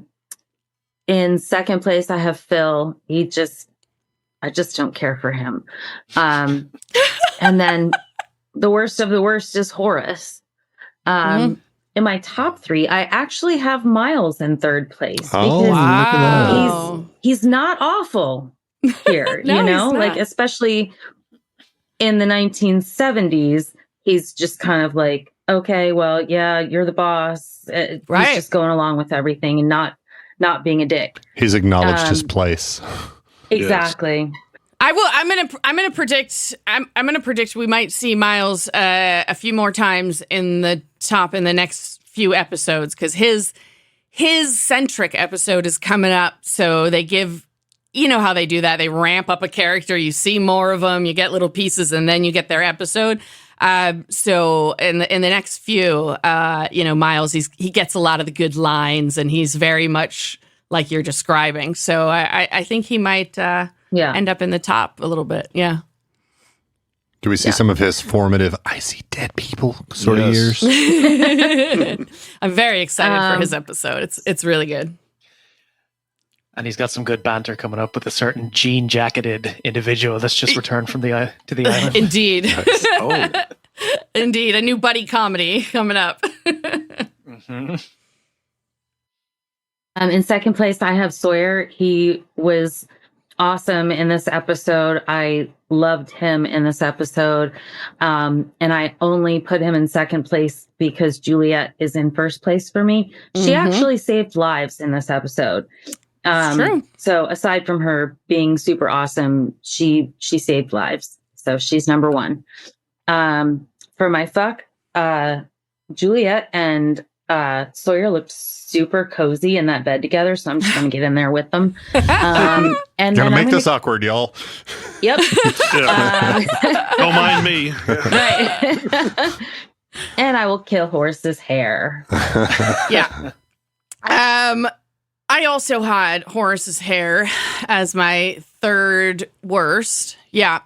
And the next two, it's gonna seem out of order and out of proportion because I put the pedo only in second worst, and I put Phil as the worst because he said hootenanny, and I really can't get over it.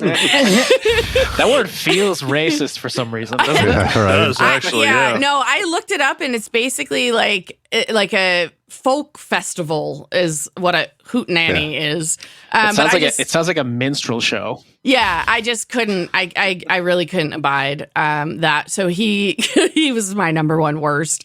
My top, I had Richard Alpert in third. Again, every time he shows up, he fascinates me, gets me a little bit excited. I like the guy liner. I had guy Juliet. liner, there you go. Yeah, I had Juliet as second best. I agree with your argument, Christy. I can see why you would put her at the top. For me, I had Sawyer at the top, not only specifically because of what he did in this episode, but just to acknowledge like his enormous growth in the last 3 years. And I appreciate that from Sawyer. I'm also going to fuck Sawyer and Richard Alpert. I'm going to be deep in guy liner and body grease, and I'm going to love every second of it. And I actually also killed Horace's hair because I couldn't take it either. I mean, it was just too much. I'm like, you don't have a hair tie and something? Like, what are you doing, Horace? 70s. Yeah, but He was growing growing it out for his new girlfriend. Yeah. All right. Oh boy. Charlotte. Dave. Oh God. Oh God, Dave. Why don't you give us your rankings that, as we remember now, do count? Yeah. Okay, so at number 3, I had Faraday. So I'm gonna knock him down a few pegs. Why? You thought Mostly Faraday because he's in the sad bottom? about Charlotte. Oh, okay. You don't like Charlotte, do you? Okay. Mostly because he's sad about Charlotte, and nobody should be sad about Charlotte. Oh my God. Aw. Oh, Which wow. brings me to my kill, who is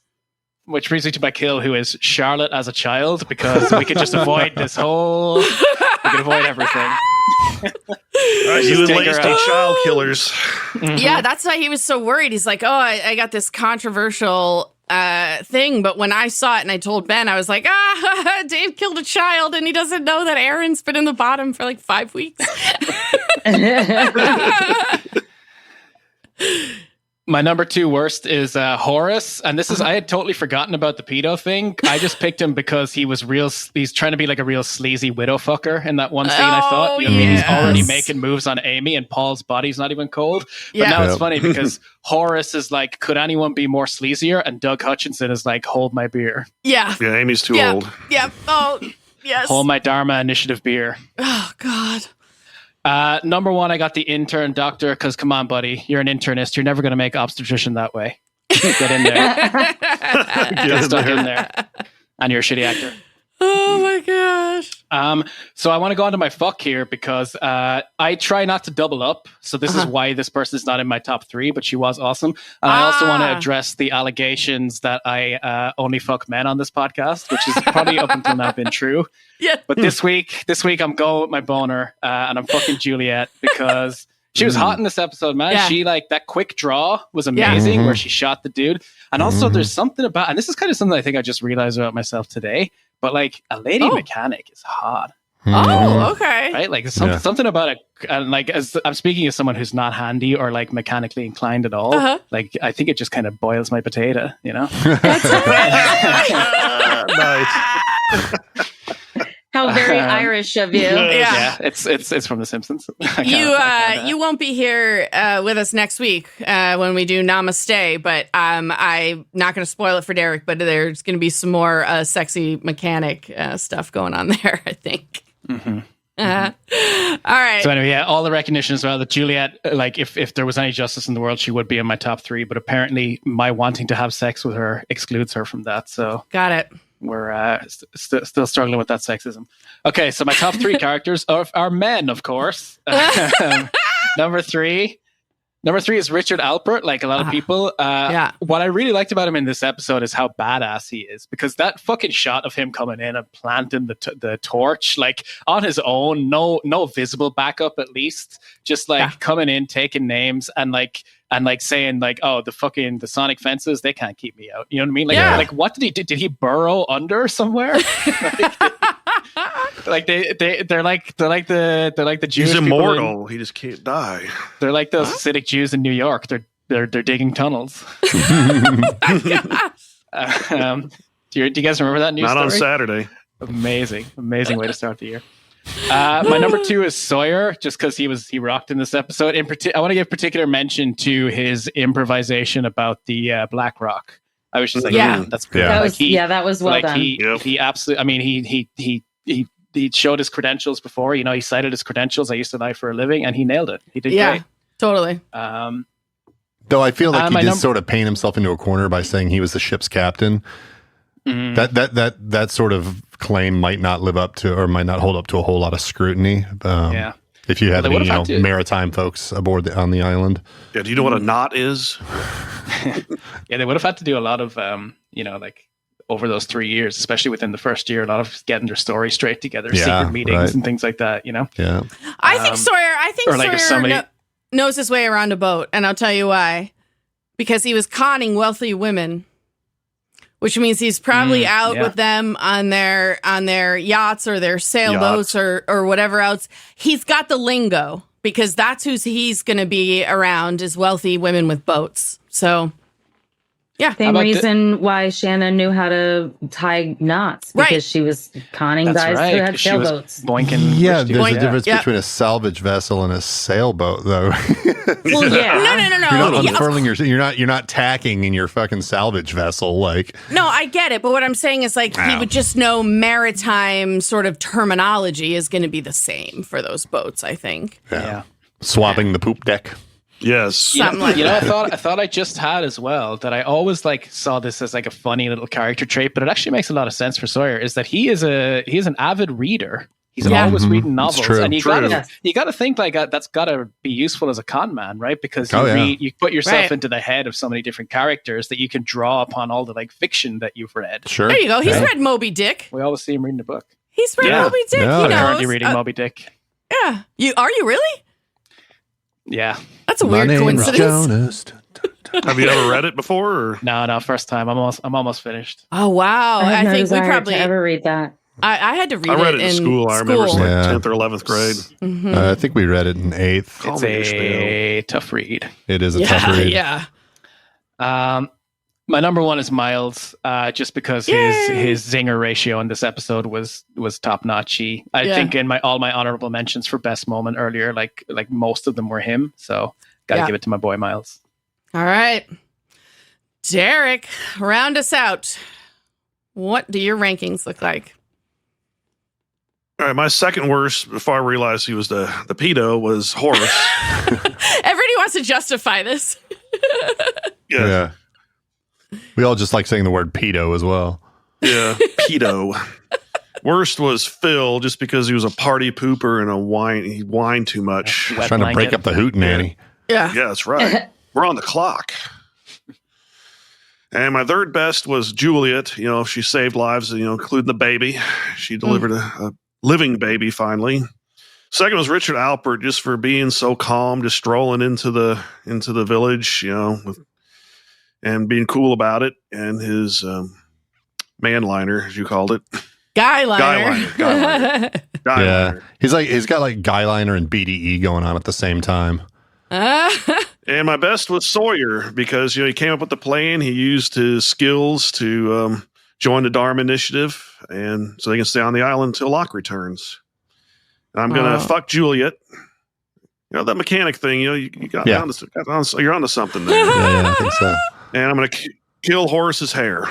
I love it. All right. A lot of hair death this week. Yeah. Well, Horace's hair and Jack's beard. We'll have to see which one got the most hate by the end of the series. All right. So, Ben, update us. Has Sawyer, has he done it? Has he taken the lead from Daniel?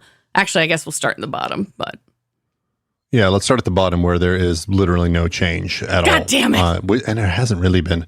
Yeah, the bottom is sort of frozen in place now because we sort of hate fucked Aaron early, and he's not in any of these episodes. So he's still at negative 23 points. And then we still got Froger, the flambe artist, negative 29 points. And Charles Widmore still in first with negative 31 points. Now the top has changed. Oh, we've got boy. Yeah. We have got, first of all, Locke dropping, not gaining or losing points, but dropping from second to third place, 49 points. We got Dan Faraday losing a point and dropping a slot from first to second place, now with 52 points. And we've got Sawyer jumping from third place into a commanding first place lead from 37 points to 62 points. Woo-wee. Wow. Yeah. He is respected by men, and he's loved by women. So here he goes. I respect him too. All right, congrats, Sawyer. Let's see if you can hang on to it. Daniel's episode is still coming up this season, so it's going to be a horse race. A horse race? Horse. A horse race. But we to the playground. We will not find out until the season is over, and it is not over yet, and neither is this episode until we do our final impressions. How about let's start with Ben? What did you think of this episode? I don't think I was as big a fan of this episode as some folks seem to be. I thought it was good on the whole. Some of the stuff with Horace and the pregnancy and all that, it all felt a little, I understand that they had to set a stage in order for Sawyer and the team to sort of ingratiate themselves with the Dharma Initiative, but a lot of it felt a little bit forced, to be honest. I didn't really believe Amy as a character at all, like just through the entire episode. I think that's what really got to me. Something about her I didn't feel was genuine.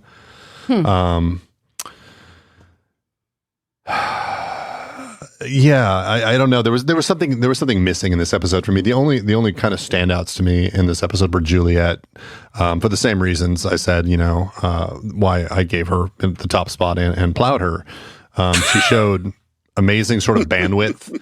She can save lives, she can kill, she can fix an engine, she can do all of these things, and she does it all while being like steady and thoughtful and sweet and all that. So seeing her sort of continue to make her rise as one of the sort of preeminent characters in the show.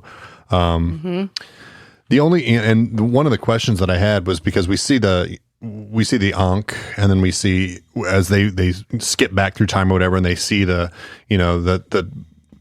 statue of the Titan or whatever the fuck it is holding the Ankhs. And then Horus freaks out when he finds the Ankh. We also have to remember that Horus, though spelled differently, is an Egyptian god. And I'm wondering if there's some sort of tie-in with a name there. It's a god of, I think Horus controlled the sun and the moon and life and fertility and a few other things like that. So I will answer that exactly for you at the end of season 6, because we're going to do a whole episode on names and their meanings, because the writers were, very clever in the way they named things. Yeah. Well, so, I agree with you on all the Juliet stuff. Sorry, I thought you were done. No, that's it. I'm done. Okay. Well, I agree with you on all of the Juliet stuff, but I disagree with you on the rest of it. I fucking love this episode. I think it's like an homage to Sawyer's growth, and not every character on here has managed that. We meet them all when they're flawed, and I just think seeing Sawyer's emotional growth kind of culminate in what appears to be a healthy relationship with Juliet is a beautiful thing. And so I've always loved the episode for that reason. But a few other things that are huge that for me is like, whoa, is wait, half of the people from the plane, or not half, but a few of the people from the plane apparently are in 1977. Like, what the fuck? And why is it the three of them? And so where is Sun and Saeed? Are they in 2007? Are they in 1977? How the fuck did this happen? Did Eloise Hawking know that this would happen? Or was this the unpredictable results that she talked about? Like, there's so much packed into this episode that's not really said. And so I love that as well. So she got the calculation wrong because the fulcrum knocked into her when she was making her calculations. You're still not over that. All right. I'm not. Let's hear from Christy. I like this episode a lot. I really love seeing Sawyer and Juliet finally become a couple. I think that they're just such a great balance for each other. And, you know, it's kind of cool to see that they're now in the 1970s. And yeah, you're right. How the fuck did that happen? Yeah. So, yeah, I liked it. It was good. All right. Dave. Thank you again for being here. What did you think of this episode? Yeah, so I agree with Lacey. I think I can kind of see where Ben is coming from, where I feel like this episode maybe wasn't the most like psychologically deep that Lost ever gets, or like you know, in terms of themes, it was pretty run of the mill for Lost themes. You know, there was definitely some character development with Sawyer and all that. Having said that, I think it was just a very functionally good episode in that it moved the plot forward very efficiently, but really great pacing, I thought, and really great writing. I particularly liked the sort of 1-2 between the two timelines, you know what I mean? Where they would set up something in one timeline and then sort of give it an echo in the other one, like Paul dying in one versus Horace, like kind of being jealous of Paul's memory in the other one, or, you know, like setting up sort of Juliet and Sawyer's beginnings and where they ended up. I just super like competent episode writing, I thought. Cohesive cause and effect sort of threads that they did there. Yeah, I can see that. No wasted scenes, you know what I mean? Like full circles on every sort of like mini narrative thread that they opened up, which I really appreciated. So yeah, I really liked it. I did have a question for you guys. You don't do the pre-shows anymore, right? Well, we do, but it's a season pre-show, mid-show, and post-show. Because the other stuff, it got too much. Yeah. Okay, so there wouldn't be one for this episode specifically. So maybe I will put this to you guys now, because I feel like it might have been a good question for back when you did them for each episode. But like, okay, I was wondering when Juliet and Sawyer are having that conversation on the dock, where she's like fully ready to just go and get off the island and live a life in 1974. Somehow, like, would you guys be willing to do that? To sort of like, if you're stuck in time, and let's say you assume by staying on the island there is some way back to your own time, but she was willing to just start again with this new identity in a completely different like decade to what she grew up, and there's like really heavy implications to that. I feel like, would you guys be able to do that? Do you think? No. I think no. Well, if I could bring a sports almanac back with me. Yeah. No, I mean, yeah, there's always that. There's like, I know to invest in Apple computers and blah, blah, blah. Like, but no, I think it would be one of those deals where if you went back to if I went back to the 70s right now, I would be a fish out of fucking water. I think the biggest problem would be, how would you have an identity? Like, where would you get like a social security number from or a driver's license? Like, I don't know. I suppose if you erase those practical problems, I mean, I guess I could see myself doing that. If I was a character on this show, though, I think I would just stay with the Dharma Initiative like they eventually do, because it feels like that would be easier than having to navigate, in a world that doesn't, where you have no identity. Where you don't exist. Yeah, basically, right. Like, you're able to create an identity there. 3 in 1977. Well, although in the 70s, it probably would have been easier to create a new identity for yourself than it would be today. Yeah, for sure. Yeah, I always thought that, like, I agree with you guys. Like, I think it would be quite distressing after a while to realize that I was stuck there. Having said that, I would love the opportunity to be a tourist in the 70s. Like, right. Yeah, that's true. Amazing if I had the option, I would like go back to the mainland for a little while and then like, take some pictures and then come back to the island. I'd probably get into the disco scene for a few years. Go to a disco. Until I ran. Go see the Clash. It'd be awesome. Yeah. Like to go see Fleetwood Mac in the 70s. Music and fashion. Yeah. I'd fly planes and smoke cigarettes. I'd be like, fuck yeah, I'm going to do all these things. But yeah, I think the novelty might wear off pretty quickly. I think I'd just stay on the island and wish for Fleetwood Mac in the magic box and bring them. Oh yeah. Just bring them there. There you go. And I mean, you and I wouldn't be able to have credit cards. Well, yeah, that's true. Oof. That's true. Is that true? Yeah. I don't know. I think I'm with you, Dave. I think I'd rather be like a tourist in the 70s and then just sort of make my way in the Dharma Initiative or join the hostels. I could do that too. But yeah, I think it'd be easier to stay on the island. What would you do? Tourist for sure, Dave? Yeah, I think so. Yeah, I think the idea of being stuck in that time with no connection to anyone and having to rebuild my life in let's face it, like a shittier time in a lot of ways, would eventually begin to weigh heavy on me psychologically. And I would, if I was in their situation, I would be like, okay, back to the time travel island. If there's any way to get back to my time, it's there. Right. Yeah. Time travel island, indeed. All right, Derek. Close us out. What'd you think of LaFleur? And did it leave you with any new questions? Yeah, I thought it was a really good episode. I mean, the island has finally stopped time hopping, so we think, as of then, and they're now in 1977 as members of the Dharma Initiative, thanks to Sawyer's Con. So they've been on the island for 3 years, and then Jack and his crew, Jack and two of the others show up in 1977. How the hell did that happen? So yeah, here's some of my biggest questions. How did the plane that crashed in 2000 or that left in 2007 crash on the island in 1977? How are they going to get back from 1977? Are they just going to stay there? And what is that statue? What is that all about?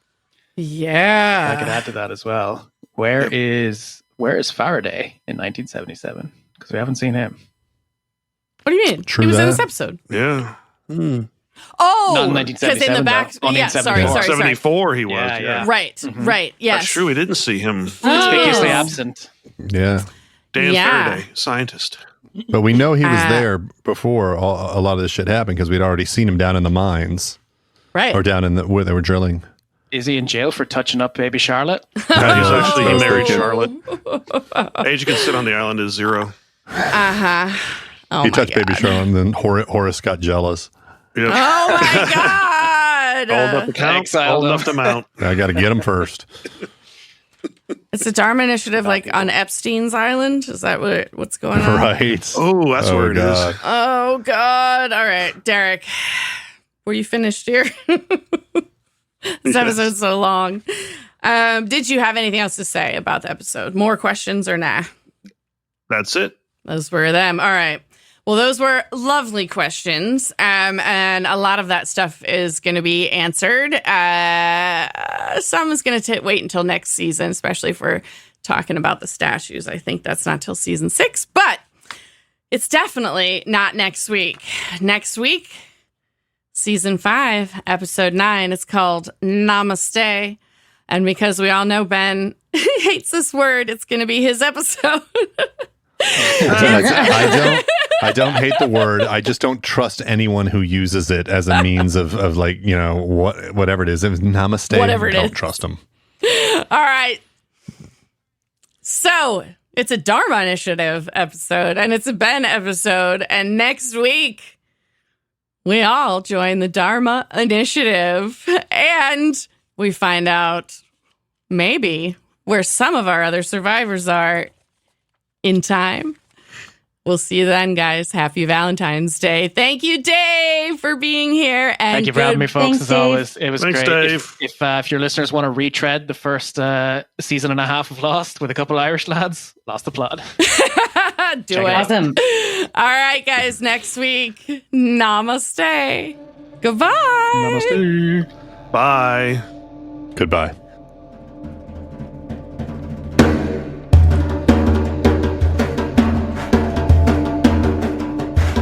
Lost in My 40s is a Space Bear Media production. Executive produced and edited by me, Lacey J.